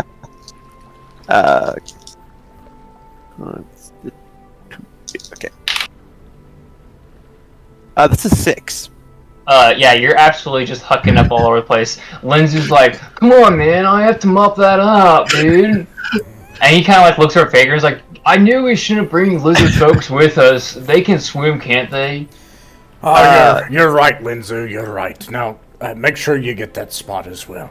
You're right. Yeah, I'm on it. Thanks, boss.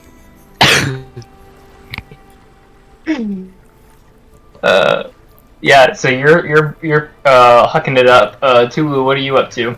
Tulu's trying to figure out what he's supposed to be doing. He's walking all over the ship. He's trying to. What's the highest point on the ship? If you're on Twilight's Revenge, you'd probably be the main mast. Is that that's your ship, Fagrin's ship? Yep. Okay. The main mast. I climb up to the top of it. Okay. I made you the first mate, by the way. Obviously, And I don't. Yeah, but Tulu doesn't know what that is. Right. Yeah. He has no clue, so he's just wandering around. He's like, "Boss, I don't know what I'm going to do." So he just walks up the mast and starts peering out. Go ahead and give me a perception check. I mean, that's basically correct. It is a management position, so you just kind of stand there. 14.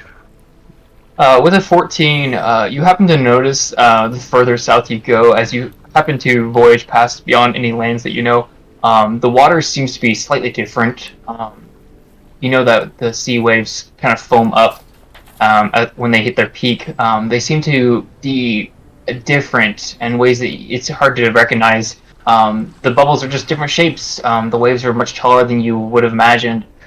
They're different colors as they kind of sparkle in the starlight. However, you're not quite familiar with seawater, so it is just different.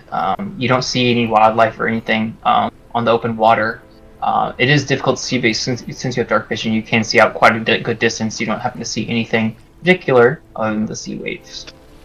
I look and I holler out, "It's all clear ahead, Captain. Let's keep going." You're doing great, Tulu. I knew you'd have it in you. He's captain material. I can see it. With that, Floki, how are things going on the Red Herring? I imagine they're going pretty great. Floki's living his best life. He's just like sailing the open seas. He's not being hunted by anyone. He just engaged in medium level piracy. I mean, he's doing pretty great. I imagine there's a lot of like leaning back and lounging around, but he would be kind of like paranoidly keeping an eye on the Twilight's Revenge and making sure that he doesn't lose it. Right. That'd be Are a you nightmare. following or are you leading? Following, I think. Okay, cool. Yeah, you're following, and I think your ship has to attack a couple more times just to follow behind, as it is a bit quicker until you make it out to open waters. So you're kind of going veering left and veering right and veering left just to make sure you keep the proper distance. Clyde kind of speaks up, like, "Why didn't we get the extra guns, boss?" Because this is a small ship. Yeah, but you know how happy I would have been with the extra guns. And I kind of want to get you over there. We're just things. I mean, we had our ship's a bit lopsided in crew. We've got 2 cooks, and you. And this is yeah, we might sort out the crew later, but for now, I just kind of like we got a bunch of groups meeting together. I just kind of didn't want to cause waves right now. Let everyone figure out, meet each other, play nice, and do all that. But then we might sort some stuff out, move some of our guys over there, move some of them over here, later. Right. So what you mean is I can go to the ship that has With the the guns. cannons, absolutely. Yeah. Okay. And then you can just keep. You can just. And he starts to whisper to talk to her. He's like, "You can keep Susa and Minka because a bit odd." Nice try. You're gonna eat food and you're gonna like it. What about your ghost friend? Is she gonna stay around with you, or? Yeah, she always stays by me. All right, good. I just I worry about you, boss. You get that ghost with you and the curses with you and you creepy tattoos and I just worry about you, boss. I appreciate that, Clyde. I'm glad to have you with me here. This is it's. Oh really? Because it sounded like you wanted to lose me. Like you really wanted me to go to the other ship. Oh no! I want you to be happy. You mean a lot to me. You're here with me here. This is a big. We've been through a lot together. With the piracy and with the escaping, and now we're here doing more piracy and escaping. It's there aren't a lot of people that would like stick by me like that, and that means a lot to me. I care about my my friends, and you're certainly my friend. You see him, he grins and he has like almost a couple tears welling in his eye. He just kind of grins and nods like, "All right, boss. All right." And he turns around and like gets back to manning the sails. This captaining thing, I feel like responsible. Schroeder, who still hasn't said a word, just comes over and puts his hand on your shoulder. Yeah. Thanks. Wait, who did that? Who did you say did that? Schroeder. Oh, Troider. Okay. Yeah. So yeah, with all of that, figuring how you holding up first couple hours. He's loving it.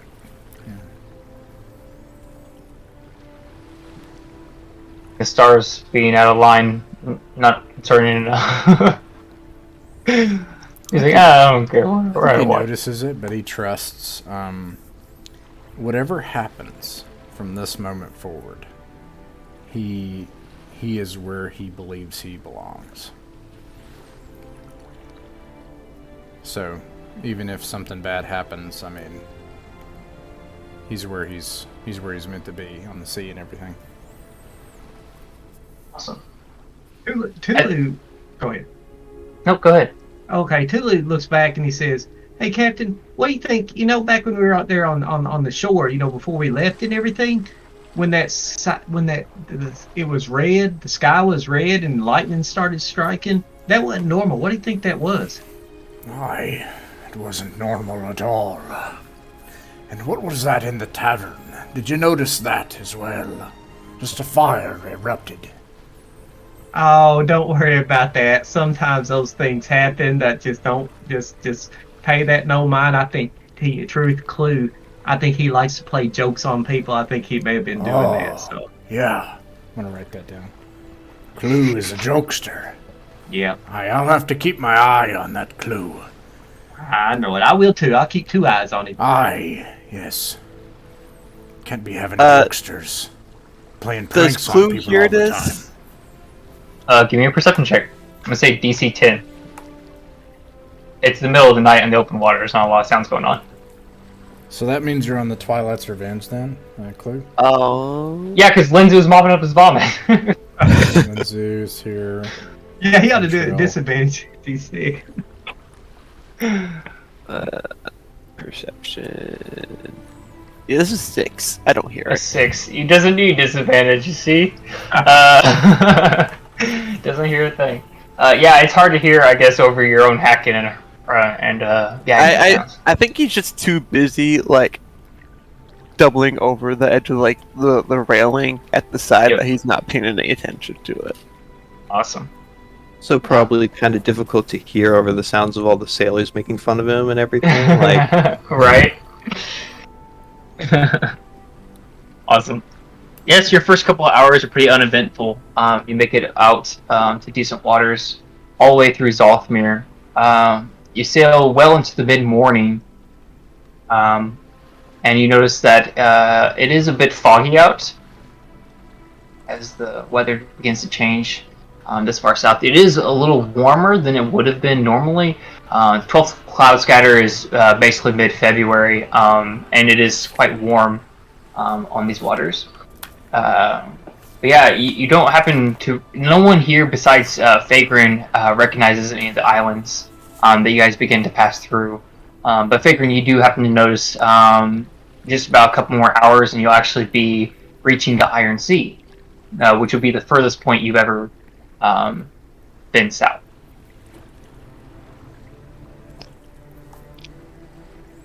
Where's the sunrise? Well, you're heading south, so it'll be to your right. I Captain Morgan the side of the ship and stare out over the sunrise, and I'm singing Lady Blue. And I'm also practicing the ocarina. The sun rises in the west. Yep. Okay. Yep. And I want to practice the ocarina and get it as a tool proficiency someday. Okay. You do that. Go ahead and give me a performance check just so we know what everyone else feels like right now. you begin Yeah, like practice. everybody's trying to sleep, yeah. Like it's probably like 3:30 in the morning. Yeah. It's I got a It's not great. It's 6 not great. plus 1 is a 7. It's not the best sounds you ever heard. Clue, it does remind you of a sound you heard a long time ago. What sound was that sound remind you of?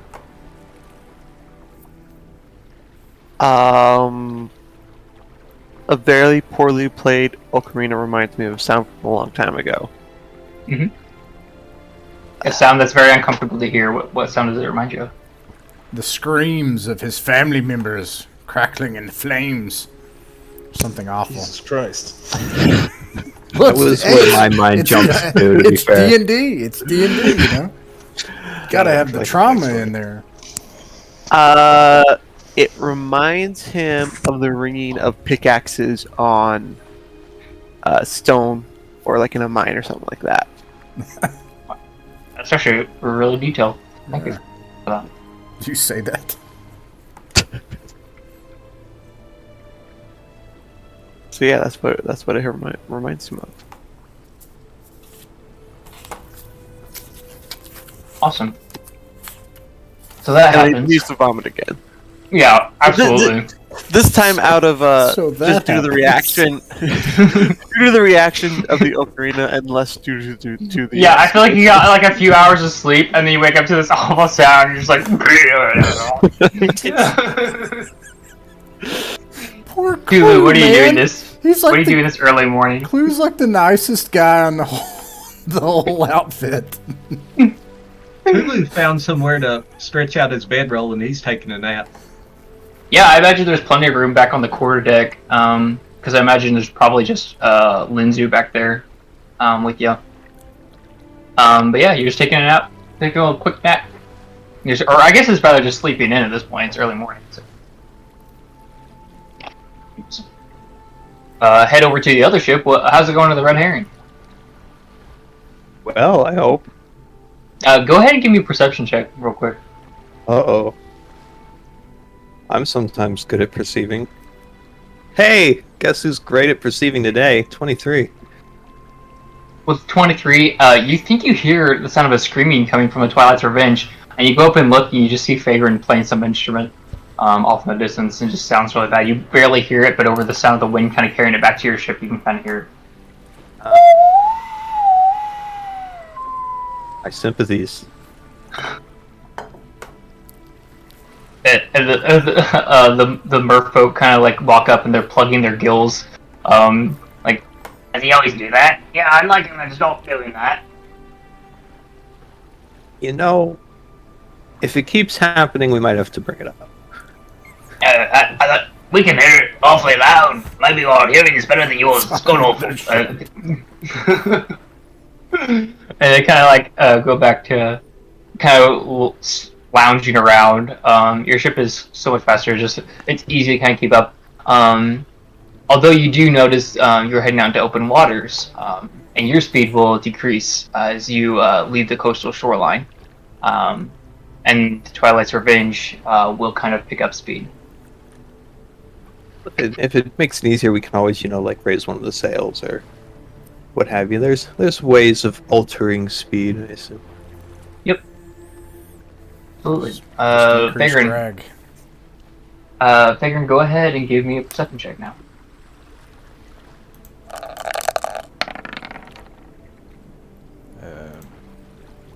Perception 16.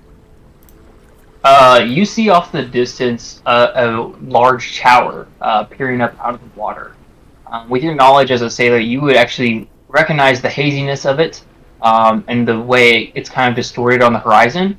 It is actually a great distance away, probably about 500 miles away. But you can see this massive tower kind of peering up out of the water. It's impossible to tell from this distance whether it's peering out of an island or out of the sea itself. However, you do notice a massive tower in the distance. It is to the southeast of you.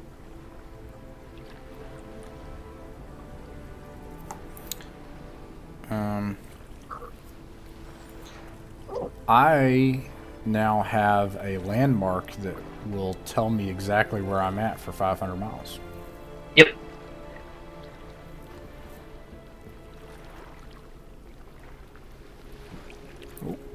Something happened. So we'll go ahead.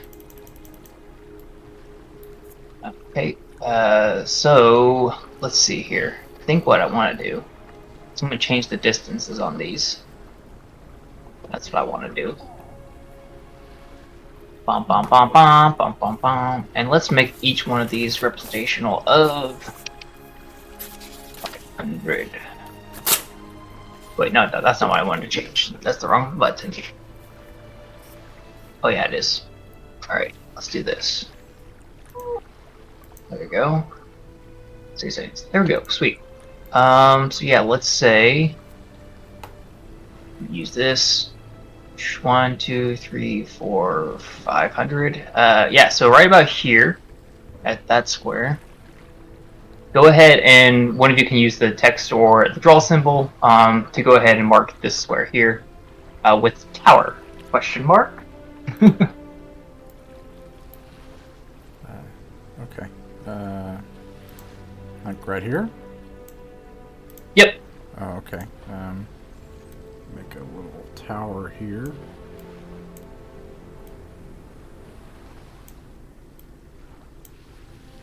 I love the cooperation here we have going on.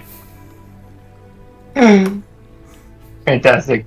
I think So I can yeah, move you have mine to. over that, and that way it'll be like there. There we go. Perfect. Also, we need like a text thing. Tower. How do you remove? I would like to veto the text and say that we require Fagrin scroll. His handwriting. Yeah, Vagrant's handwriting over that. I don't. You have to zoom all the way in so you could actually write it on there. But yeah, you do happen to notice that that is your choice how you want to go about, conversing amongst your crew or whatever you want to do with them, or straightly ignoring it. Captain's log. Tower?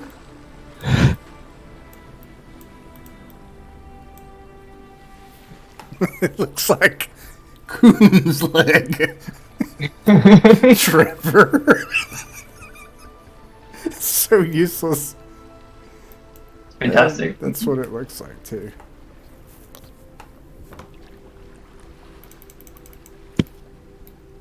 That's pretty good. Oh, that's 500. Is this our living map? Oh, it's 500 leagues. It's not 500 miles. Yeah, Okay. I'm gonna use miles and leagues interchangeably, even though they are different. That's just to me they're interchangeable. They're like a factor of 3 difference, so it's not that bad. Okay. So, at this rate, that would take us 10 days or 20 days to get there. Roughly 10 days, yeah. If you're traveling by day and night, it'd be different. But I will mention that you are in the Iron Sea, which means you're in uncharted waters, and you would know that it's dangerous to sail at night in uncharted waters as you could run on land. How many days of supplies do we have? That's a big thing. Oh, that's a good question. You have, let's see, you got supplies and rations just one day ago. So I'd say you have enough for at least 50 days. Because your ship is massive, and if it's fully loaded, then yeah, you have enough time. You have some time to do stuff. Here's a potentially silly question. Can we fish to, like, supplement the rations and make them last longer or whatever? Absolutely. You do also have a cook, so I mean, even eating plain old fish can last a while. So yeah, absolutely. And I can cast Goodberry. So there you go. They could last quite a while. Don't have to worry about starving. Also, I would mention the Twilight's Revenge is actually like a fishing boat. So not only is it like well equipped, but it's like probably too equipped. It's like commercially equipped to fish. And Fagrin has some special things too because he's a sailor. So I think. Oh, sorry. Go ahead, please. Well, it occurs to me to ask before we get too far away from it.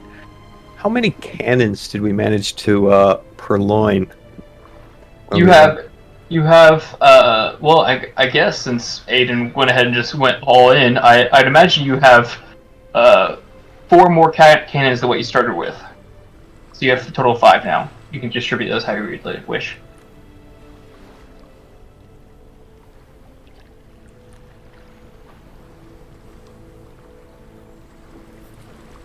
So, yeah.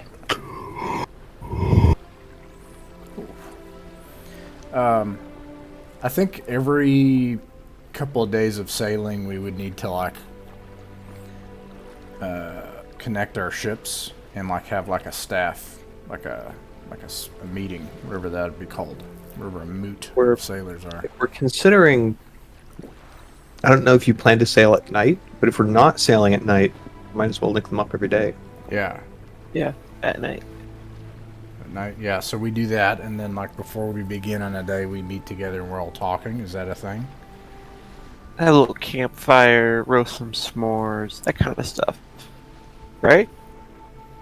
Lindsay's like, I don't want any fires on my ship, but I mean, boss says go, so. I think I look at what is the dude's name? Is it Clyde? Clyde. And I look at Clyde and I'm like, Yeah, it might be best not to have any fires that are open nearby.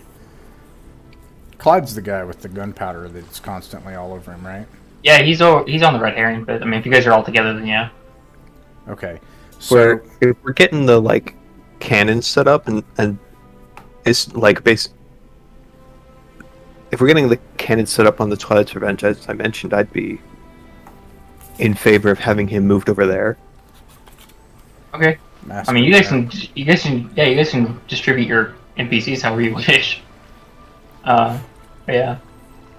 So yeah, if you're gonna go ahead and do that, then yeah, the Twilight's Revenge will have 4 cannons.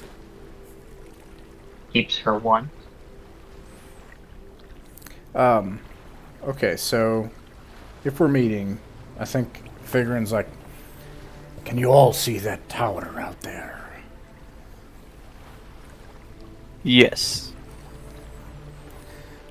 If there's a tower, there may be land.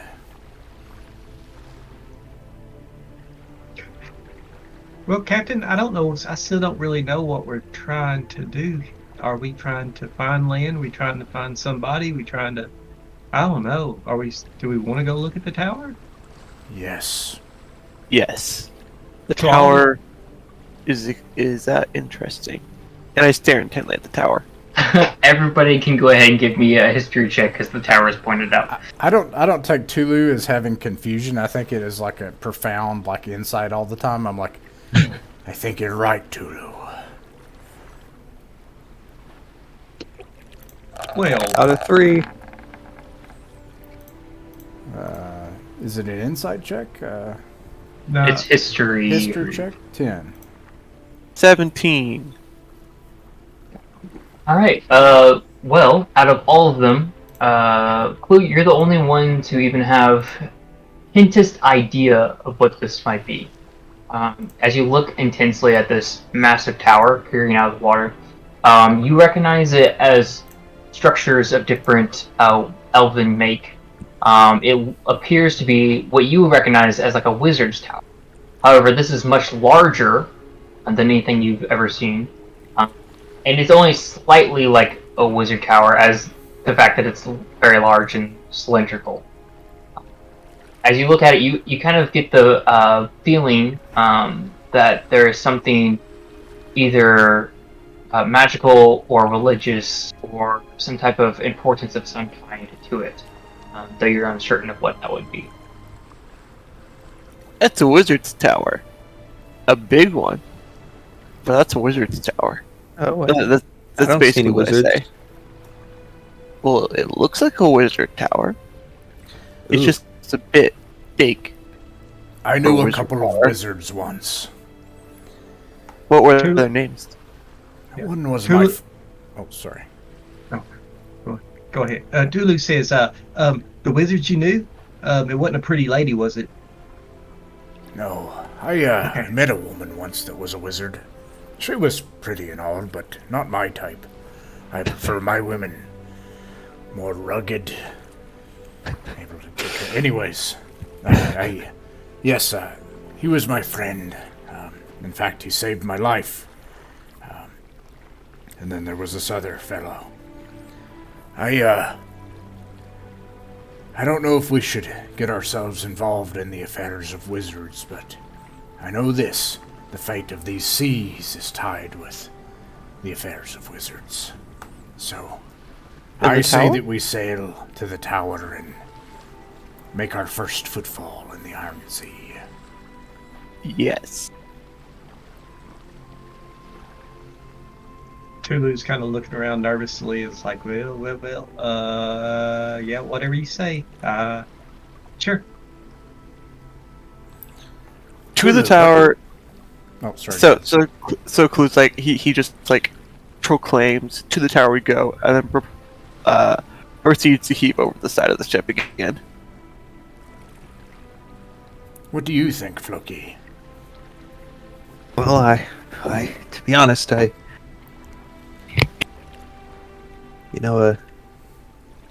thing about towers is that where there, towers are really interesting and all. And I'm really curious about this tower. But the thing about towers is they're interesting and all, but where there are towers, there are usually people who can build towers.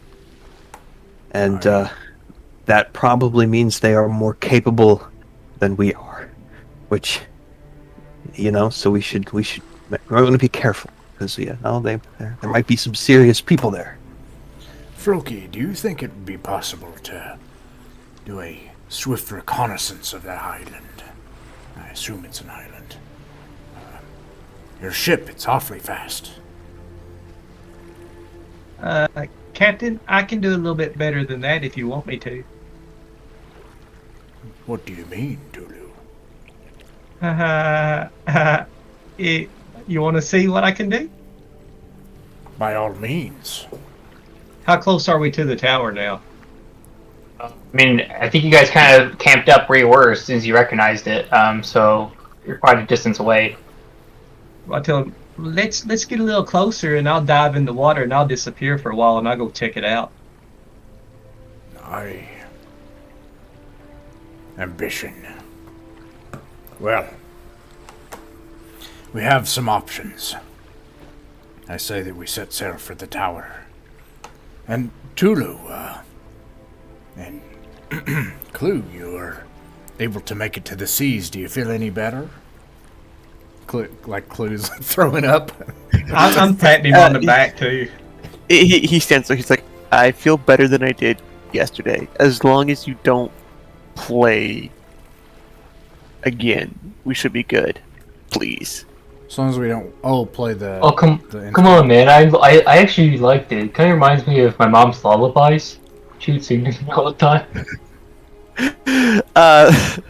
Clue just gives him a bewildered look. Like that's what they sounded like.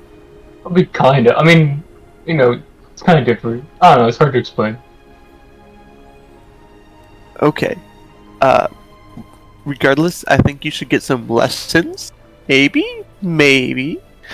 Or just practice when I'm like below deck or something. That'd be great. Okay. Brutal.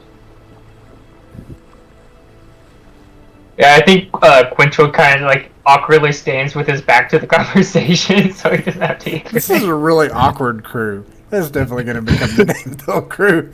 We got like multiple different angles and layers of awkward, which is great. I mean, it's not bad. I'm not saying it but I agree. the it's fish so funny. people, the two like smart people that are kind of oh man. Fantastic. All right, so what's the plan, guys? We're going To the ship tower. or to the tower. Yeah. Both ships. Yeah. Okay, So go we're ahead. gonna get closer, and Yep. then Tulu's gonna do a thing. All right, I'm gonna say you guys get to there. Double check. Yeah, I think about at that distance. Everyone, go ahead and give me another perception check. You guys are just kind of heading forward to this spooky island, or not spooky island, 21. spooky tower. 8. 21. 13. 17. Fagrin, you happen to notice, as you approach, you can actually begin to see where the tower itself actually seeps into the water. There's no island around it. You tell this larger than any structure you've seen, a fortress, if you will, a massive cylindrical fortress. But what you do happen to notice, and Floki, you also notice this, are 4 ships kind of circling it at a bit of a distance. I'm going to go ahead and just put this token out there as reference. 4 ships of various sizes, kind of sailing in not really any type of pattern. It's kind of hard to understand what they're going for. It's not tactical by any means. As you kind of see these ships kind of sailing about. But with a 21, Floki, you would also notice that one of those ships is quite large. In fact, you go to count the masts on the ship, even from this distance, it's kind of difficult to tell. You can tell it's over 5. In fact, you look again and it's over 7. And your eyes must be playing tricks on you because you count this single ship has masts numbering over 10. Almost as if they're men in single file line marching one after the next. This ship must be ginormous. You can also see several other ships kind of circling it almost like a mother hen with her chick circling around. The ship is perpendicular to you as you are looking at it from the bow. So it's hard to tell quite how large the ship is, but just from the number of masts, you could tell it is quite large. Who saw this? Loki.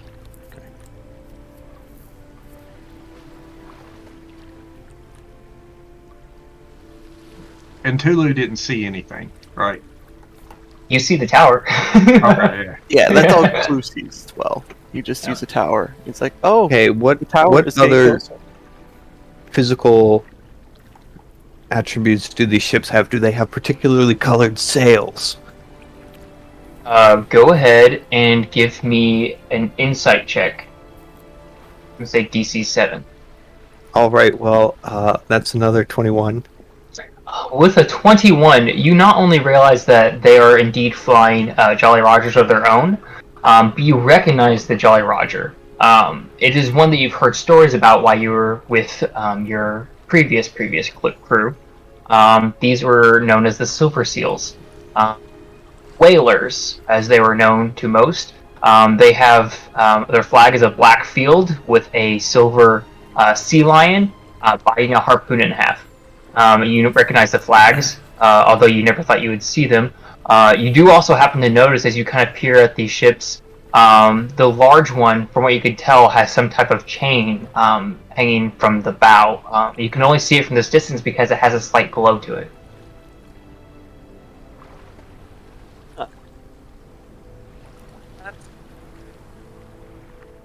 It's not good. Let me confuse myself for several moments.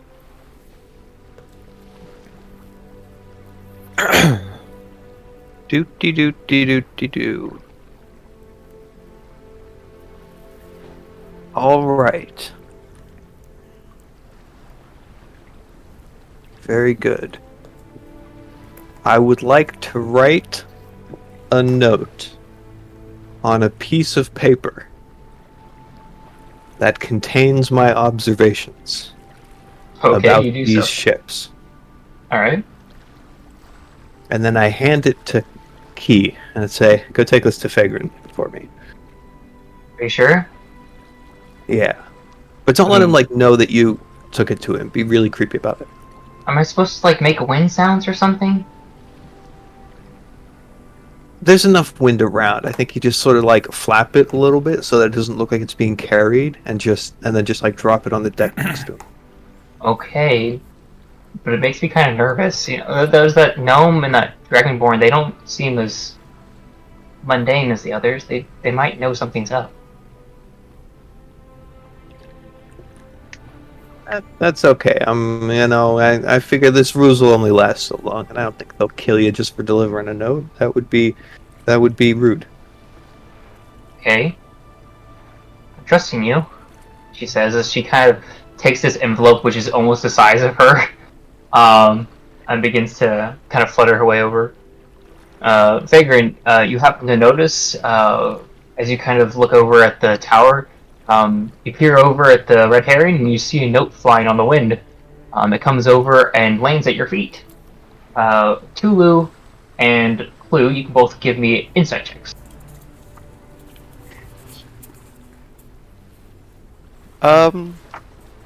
Six. Insight.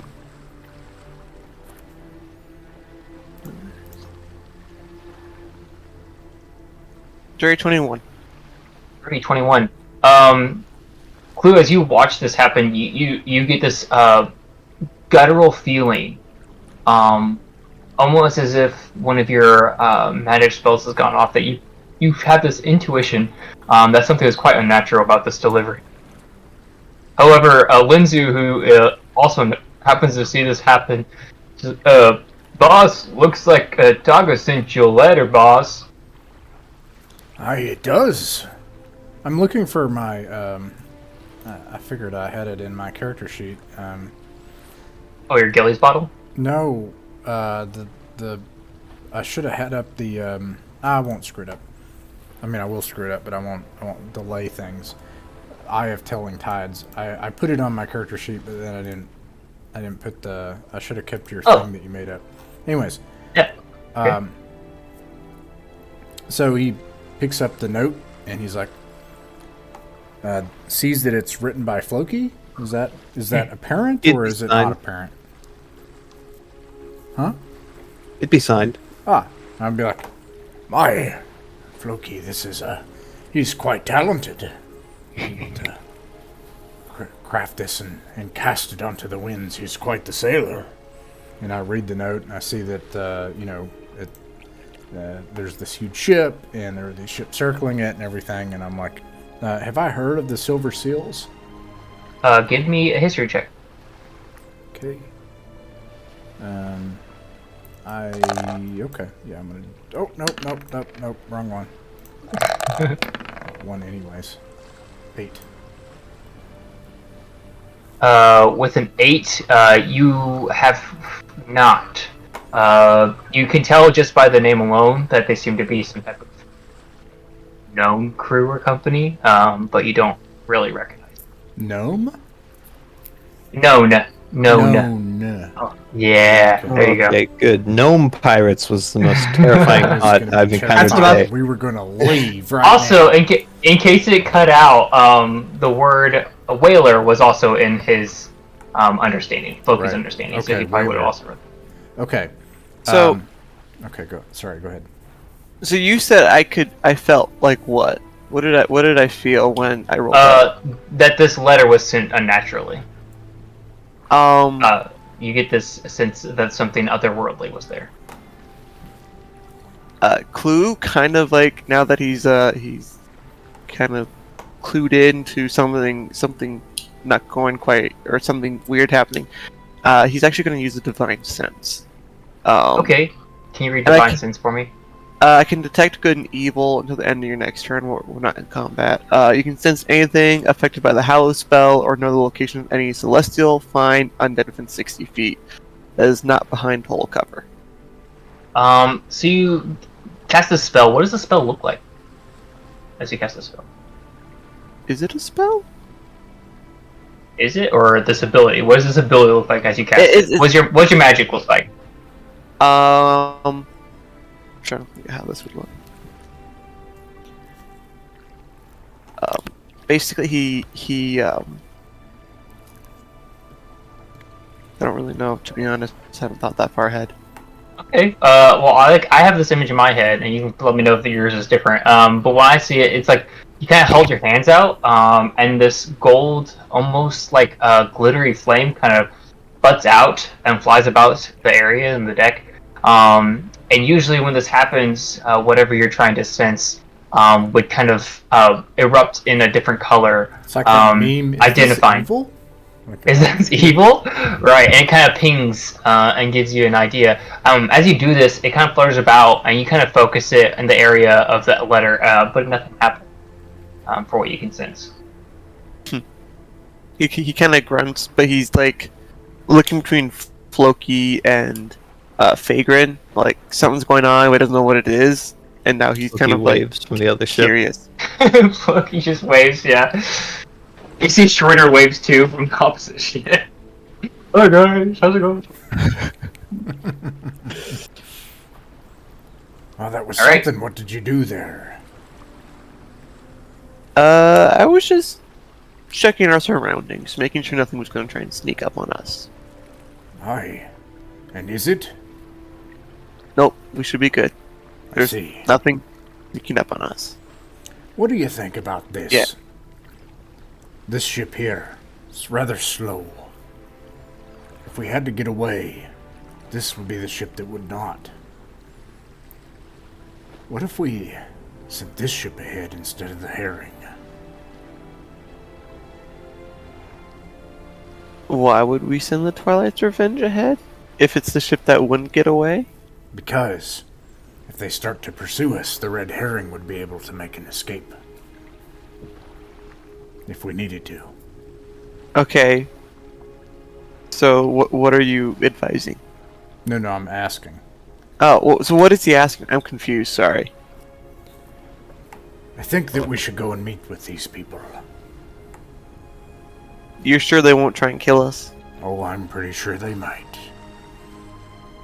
And we want to meet them if they're going to try and kill us. Aye.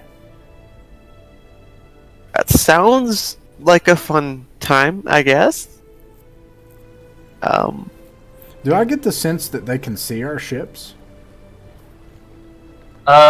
Give me an insight check at advantage.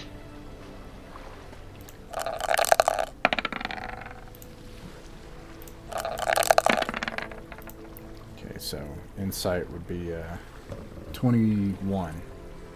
With a 21, you absolutely get the idea that they see you and they don't care. So they seem to be almost, most of their sails seem to be still put away. They just seem to be almost as if they seem to be busy doing something. These smaller ships kind of like sailing around, almost like circling the larger ship. The larger ship seems to be anchored. And as you kind of approach it, you also can see that it is quite large. In fact, Fagrin, you get the idea as you approach this ship that it is too large to actually bear water. A wooden ship that large would fall apart under its own weight. But as you get closer, you can actually see these chains of arcane nature that literally like bind the ship together. As you kind of get closer. Staff meeting. Let's like connect the ships again. You just shout that out, like you shout that over the deck. So yeah, I think somebody in your crew needs to learn Skywrite. That's what needs to happen. I've actually got it. Do you really? Yes, I've memorized that spell, but I can only use it. But yeah, I've got it. Awesome. Cool. Okay. So yeah, staff meeting. You guys kind of bunker up again. All right. Floki, That's me. welcome back aboard. It's glad to be back. That was quite the trick with the letter. Oh, thank you. I know a little bit of he kind of like I don't know what I want to use here. Twinkles his like fingers around. Says I know a little bit of magic. Not a you know, but Or just learning that apparently Clue does as well. Have some people that know some magic. the more you know. Floki, you feel an uncomfortable tug on one of your piercings. Well, that'll come in handy. Why, I did know someone, as I was telling Clue earlier, that I knew some magic users in the past. They were on my crew. The crew that I was in at the time. Well, anyways, I think that we should go out and meet these people. Right? What are we hoping to accomplish there? We can trade. We can gain information. But we should go ahead and figure out what's going on here at the edge of the Iron Sea. And further, perhaps. The question really is, how best to make that handshake? Should we send the red herring straight ahead, or should we send the Twilight's Revenge so that the red herring can make an escape if we need it? Or should we just sail together? Tulu's just sitting on the deck whittling, not paying attention to any of y'all right now. Hey, Tulu! Hey, yep. What about boss. that trick that you were talking about before? This You might don't be a want good to. time to use it. You don't want to see me jump in the water and turn into a fish. It's okay if we're going to sail up there. That would have been good to know, actually. That Yeah. actually would have been good to know. That you could turn into a fish, actually. So, Yeah. okay. We have to check for Tulu every time we're about to start, filleting the fish. Make sure we're not about to make a mistake. I do not want to cut you, Mickey says. We'll put that in our safety protocols for our safe work environment here at the Twilight's Revenge Company. We pride ourselves on a safe working environment. But anyways, And I'm dying over here. I forgot what I was gonna say. It's a safe work environment. Clue looks very, very confused. Like, we're supposed to be safe? Question? Of course. But And you're why do you stealing stuff. Why do you think I installed this? And then like Safety on is the rail of the ship, like up above it, there's like just a little rope, you know, that it doesn't actually do anything, but like just because I just put some rope all around the edge of the Twilight's Revenge on the top. It probably gets in the way and causes problems. I tug on the rope to see if it does anything. It falls apart in your hands. Yeah, instantly falls apart. I look at him in confusion. Safety's like the single most important part about cooking. If you're not doing it safely, why are you doing it at all? That's why the cooks that we have on the Red Herring, they've never killed anyone. And they both like turn over, like nonchalantly holding cleavers in their hand, and they just both smile and wave. I have no idea what we were talking about now.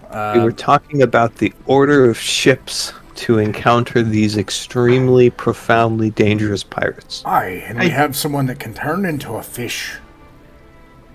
Well, I can turn into a fish, and I can turn into a couple other things too. It just depends. So my concern about the fish is that if you turn into a fish there, Tulu, what if they're bigger fish? I turn into. There's always a bigger fish. Aye. I'll turn into something bigger than a fish then. Oh. Not a whale. Yeah, probably not a whale based on that letter. Being bigger than a fish might be really dangerous right now. I know. I think let's just drive up and say hi. Gosh, they've really got us here. We're really in a checkmate position. Can't be a fish. Can't be bigger than a fish. What about a bird? Can you turn into a bird? No, Oh. I can't turn into a bird, silly. Okay. So why a fish and not a bird? So I'm Tulu. What if you turned into a flying fish? Tulu doesn't get frustrated very often, but to tell you the truth, Tulu's just not powerful enough to fly yet. He will be soon. But not yet. we don't mean to apply so much pressure on you, Tulu. You're doing a great job. You're doing great. Just keep it up. Good. Okay. So, what do you all think? Should we just sail up and meet them? Yes. We can. Oh, go ahead. I'm inclined to think that if we're angling to parlay with them, then maybe rolling up with the big ship might be counterproductive as well as dangerous to the people on the big ship. It might be prudent to perhaps just take the Red Herring, because it could, if things go south, it's more likely to get away, and it's also less likely to be intimidating to them. And I think, if they see that we have two ships and we send the smaller one ahead, I think they'll know what we're about. But if we just send both ships in, they might get worried. I do think Oh, go with ahead. the larger ship, they probably have a gun advantage. So I don't think we should be looking for a armament advantage, but rather a speed / nimbleness advantage.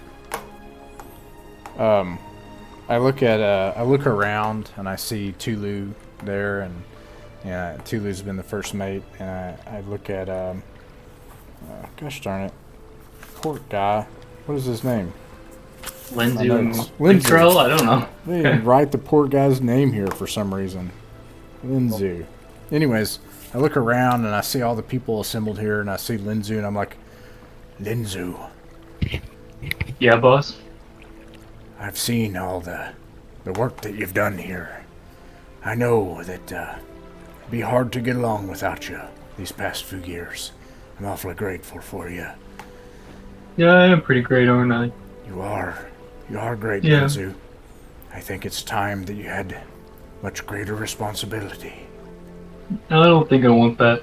I'm pretty good with being the deckhead, Okay, never mind. Quintrell, I wouldn't have made it without you, friend. Oh, I know that, yes. I think it's time for you to have some more responsibility. Am I finally captain then? What did he say? Am I finally captain then? No. Okay. I think we're I mean, near. I think we both understand that I'm probably more suited for the job. But okay. Of course, yes. Of course. I think that you're ready to be a second mate. I need you to helm the Twilight's Revenge while we go ahead. Aye, aye. Okay, I'll shut up. That took entirely. I'm sorry. You're good. Crap. This is all of our game. Yeah. We're all right. So you guys are approaching the ship. Who all is staying aboard the Red Herring as it approaches? I need you guys to tug. I kind of assume all players are on the Red Herring. I'm talking like NPCs who's going to stay behind. Who's gonna leave Zusa and Minky behind? Okay. And in my group, just take Stroider if anyone else wants to come as well. Okay, so you also leave Clyde behind. Okay, and then I imagine Linzu and Quinch will both stay behind. What about the other 5? Yeah, they all stay behind as well. All of them? Okay. That's easy then. So just Stroider goes. That's easy. You 4 plus Stroider. We'll need him for his diplomatic skills. Right. Alright. So you guys go ahead and hop on the Red Herring. And you sail the rest of the distance. I'm going to say you actually kind of get all the way up into... Let's put this ship in this square and this ship this square. Because you guys are pretty close. But yeah, you guys sail all the way over there. It beats... I'd say it actually gets pretty late into the day by the time you guys finally reach the tower and see the ship and then make the decision to finally approach it. So it's kind of... the sun's not quite setting, but it is getting near. Probably about 4:30, 5:30 in the afternoon. You guys approach the ship. You guys are going to just head straight up to the large one then? Is that the plan? Gonna be a really disappointing TPK. No. So as you guys approach the large ship, you notice some smaller ships kind of circling, and you think I would have had the notes of this available, but this is what happens when you use random tables. Okay. There it goes. Okay, so you see the smaller ships kind of circling it. Each of them are just slightly larger than the Red Herring, but seem to be more fit for violence, let's say. You see a ship named the Sun Dancer, a ship named the Starbeamer, and a ship named the Luster Moon. Those are the 3 ships kind of circling this larger ship. And as you approach the larger ship, you see its name is the Needleback. And as you approach, you can finally count the masts in their proper number. There are 19 masts on this ship.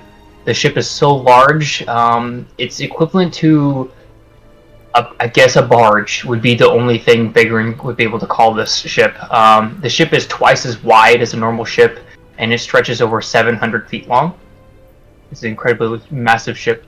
It would probably take a small army to actually man this ship properly, and even then it would be incredibly slow. The ship is so large that you do see these arcane chains binding this ship together so it doesn't fall apart under its own weight. And you hear a thunderous call of about 100 men heaving and hoeing ropes across this massive ship. As you get close enough to it to actually board with it, you also happen to notice hanging off one of the sides are these massive nets. But on closer inspection, you notice these nets are made of bone. And they're pulling these bone nets up out of the sea. And they stretch out this large board so that you can actually board their ship. You see the ship is mostly manned by men, although you do see a couple of dwarves aboard. And they all kind of just start tossing dozens and dozens of ropes over to your ship to kind of keep it from moving away as you guys get close enough to actually board it. So they put a board over it so everyone can hop on if they want. I stride forward onto the board. I follow Faker. Alright. Everyone give me a DC 5 dexterity check.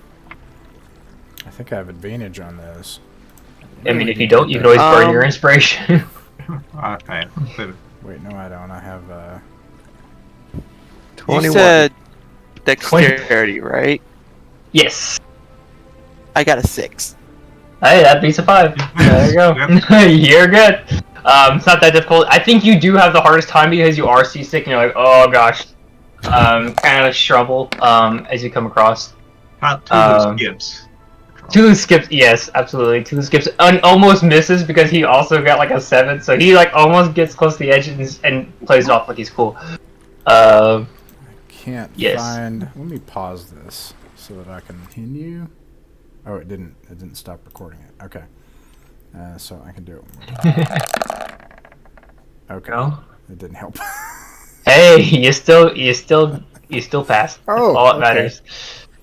DC 5 is not hard to beat, but you do get your way on the ship. This large ship, you actually see that the ship is so large. You happen to notice there is a garden, like an illustrious garden aboard it.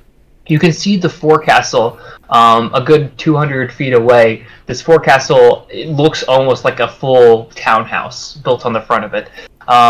You almost feel it's a bit off-putting. You almost feel like you're in a city street more than on actual ship deck, as so many people rush by you, seemingly doing busy work. Eventually, though, through the crowds, you do happen to see a single individual begin to approach you. You see this tiefling, skin dark like charcoal. He has one of his horns grows up and curls back on itself. The opposite horn is actually broken off at the nub. He has very large pointed ears, greatly ornate with different jewelry. He wears this great billowing green silk, I guess you could call it a jacket, but he wears it open, revealing his manly chest that's covered in additional piercings. He has this bright red sash that goes across his waist. Stuffed in it are 3 different scimitars and a large purse on his side. And then he's wearing those very baggy, I guess you could call them harem pants. Those like what I call the Aladdin pants. That kind of come up to his ankles, and he's actually barefoot. You also notice as he approaches you guys, he kind of gestures outward with his arms. You notice that his right hand is missing. He kind of approaches you all with a bit of a dance, and as he gets close, he bows deeply, and he speaks out to you guys. I am next voyeur, captain of the Needleback, queen of the first 5,000 leagues of the Iron Sea. Welcome aboard. Is there anything I can do for you? Let me know. I would be happy to oblige. And as he bows forward, his tail kind of flips up. You also notice the end of it is missing. And he kind of stands back up. What brings you out thus far, sailors?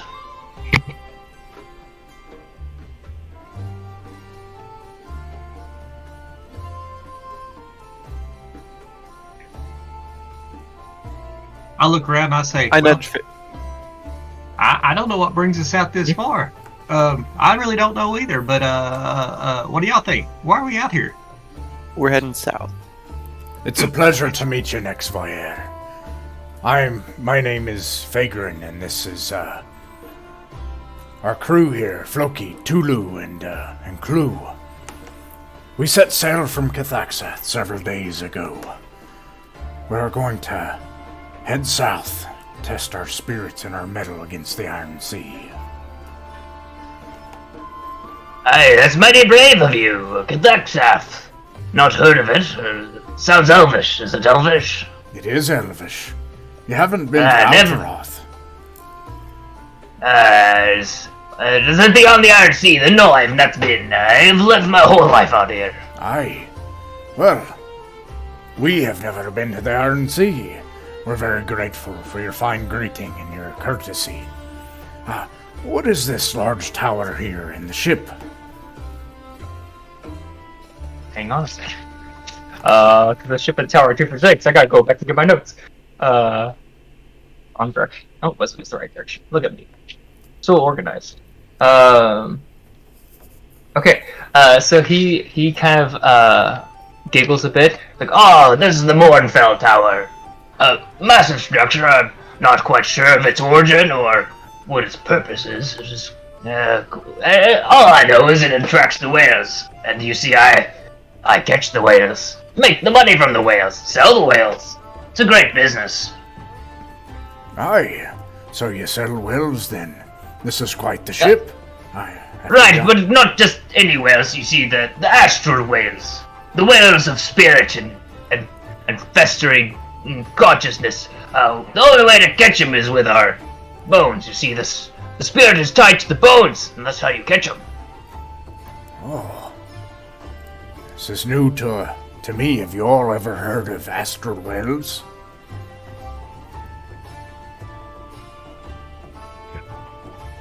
Tell you the truth, boss, I don't even know if I know what a whale is. In my younger days, next voyager, I served as a privateer with Malasar. There were large ships, but nothing ever like this. I have to say that this is the largest ship of its kind I've ever seen. She's so large she's never even touched the land or a harbor, fella. Yeah, so she's got to be awfully large. If you're going to be carrying whales, you've got to be quite large. But yes, we actually can get quite the haul before we head back. We've got everything we need out here on the sea.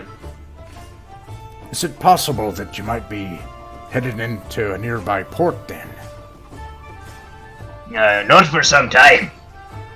And he gestures again with his hand, but like, I guess it's just his arm, because where his wrist meets, there's no hand there. And he kind of gestures outward, and he's like, you see, we've got all we need. And all the men kind of like cheer in an interrupting sound, as they all like, kind of like, ah! As they all like love it on the water. But if you folks are in for a job, I have a few, or business, I've got some of that as well. We could do with some coin and some information as well. What do you have in mind? Well, you see, I've got my 3 Schumers here, of course, but I have a 4th ship. The Barracuda. Is ran a that fate, Southern Isle here, just over that way. And he kind of points to further southeast. But further southeast, he points at the water. There's nothing in the direction he's pointing, and he says, "Just over there's an island named as Lucerna, and my boys seem to have misplaced my ship. She's out there somewhere, though. The Barracuda. You have a ship that's lost. Aye. Well, misplaced, rather. What do you all say? I'm down for it. Well, I got a quick question, if it's okay, Captain. Is it okay? Can I? Yes, it's okay. Ask away, young one. Or small one. What's that tower thing doing over there in the water? The tower? That's Mournfell Tower. I don't know what it does or why it's here. All I know is the whales like it, so I like it. The astral whales? It got something to do with a different plane? you kind of see him like fumble, like he like comes up with all this swagger and he has no idea. You see him like a blank look over his face, and he kind of leans forward to Tula and goes, "That's the thing about the sea, laddie. The longer you stay out here, the more she changes the terms of her agreements, raises the price of her satisfaction. But lucky for me, I'm a fantastic negotiator." And he kind of like gestures out again. And he's like, you can see he's got no hand. He's got like a stub of a tail. He's missing one of his horns, and like his ears hanging on by a thread. And he says, "I'm pretty good at sufficing any agreements I need to make. I'm willing to pay any price." I'm gonna look at the tower. Do I see any like entrance or a way to get into the tower? yeah, I'm not going to call for a perception check. As you look at this tower, I guess it looks more like a wall than a tower at this point as you get this close to it. There is no entryway or anything. All you can see is perfectly laid bricks, just massive bricks. Each brick looks to be about 10 feet by 10 feet wide and tall. These massive 10-foot bricks that just stretch up as far as you can see. Literally at this point, the waves just crash up against the side of it. But like there's no entryway, windows, or it's featureless, just a featureless cylinder of stone. So there's no way to get in there. I've never tried to look for an entryway myself. I have no intention on entering. They say it's got a mind of its own, and I'd rather not put that to the test. What do you mean? Scooty, give him the rundown. So you see this little dwarf kind of comes up, and he's like half of his beard is like a thick red that has these like jewels kind of braided into it, and the other half is like completely clean shaved. And His name is Scooty. It's a pleasure to meet you all. Yes, Captain says you're interested in the tower. I've got all the lore you could ever want on the tower. and he begins to pull out these like massive scrolls, and like they kind of like sprawl out over the deck, and like people begin to like trip on them as like walking back by every direction, and he kind of like pulls them out. Quinn you can see Trail would love this, but you he's see not they're, like, here. it's written in Dwarvish, and it's all handwritten, and it's quite poorly written. It almost matches Vagrant if Vagrant wrote in Dwarvish. But all these long epic scrolls, he begins to bring them out, and most of them are like stained in like blood and alcohol and torn up. And just, Oh yeah, she's older than the waters themselves, you see. But they say here, and he like begins to like frantically look about. he's like, hey, yes, they have the way of the spirits, and they make their way in and got to make their way out. That's how you know about it? Well, they call it the anchor of the north.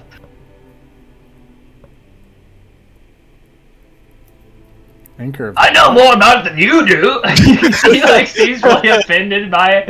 Like he's supposed to be like this epic lore We're all master like amongst just their looking ship, at him, and he's like- like There's he's that like quote. this epic lore master who knows like two You things. spill about out it, all and, these like, scrolls, and all this stuff happens. Yeah, and he says that, and we're just quiet for a second, and then he says that.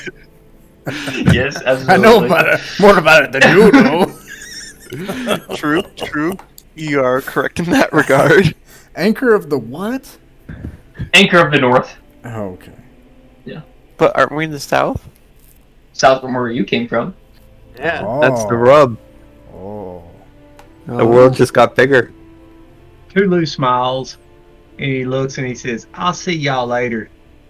And he goes up to the edge and dives off the edge, and changes into a giant octopus. Okay, Tulu. Bye. Nice.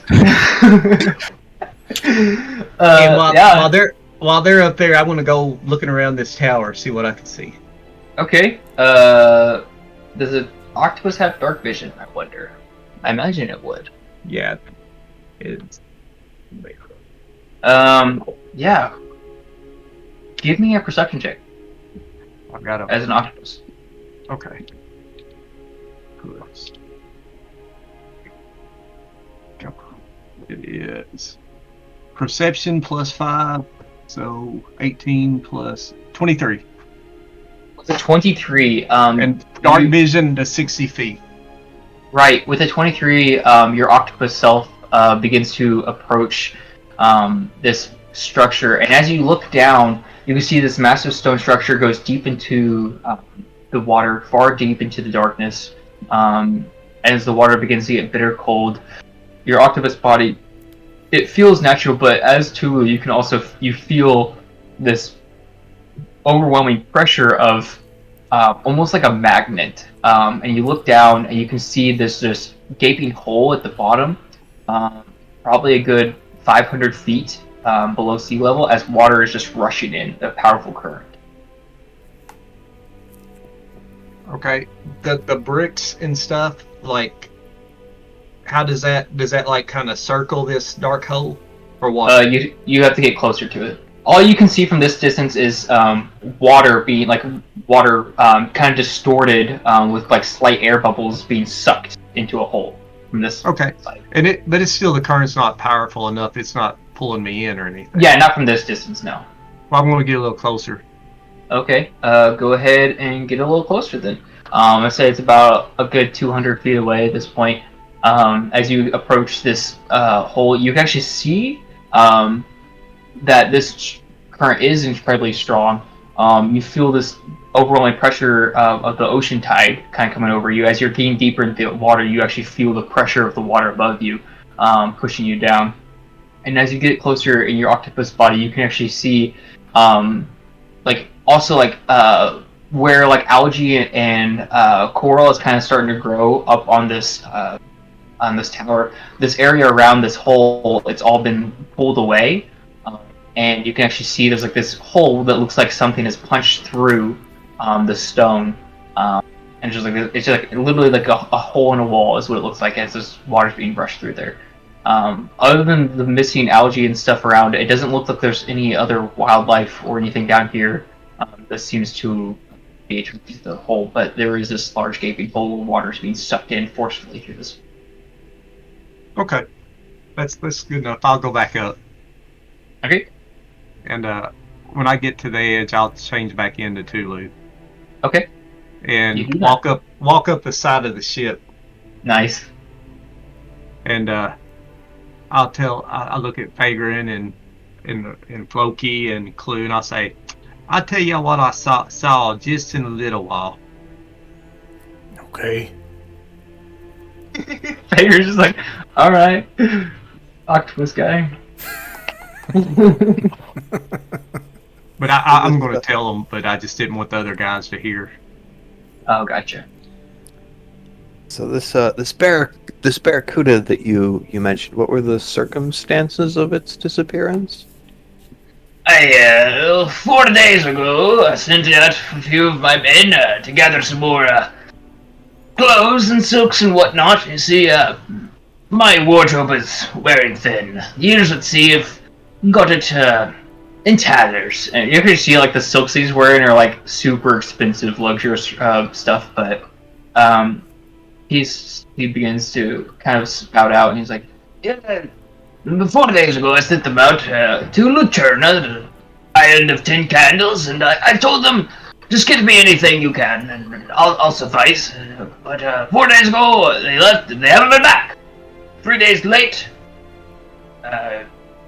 I've sent out Sunbeamer to see what's up, but they can't seem to find her. And how far away is this island? Oh, about 11 hours journey southeast. That Isle of 10 candles or 10 candles? And and he holds up 5 fingers and like gestures to his other hand that's not there. Excellent. Okay.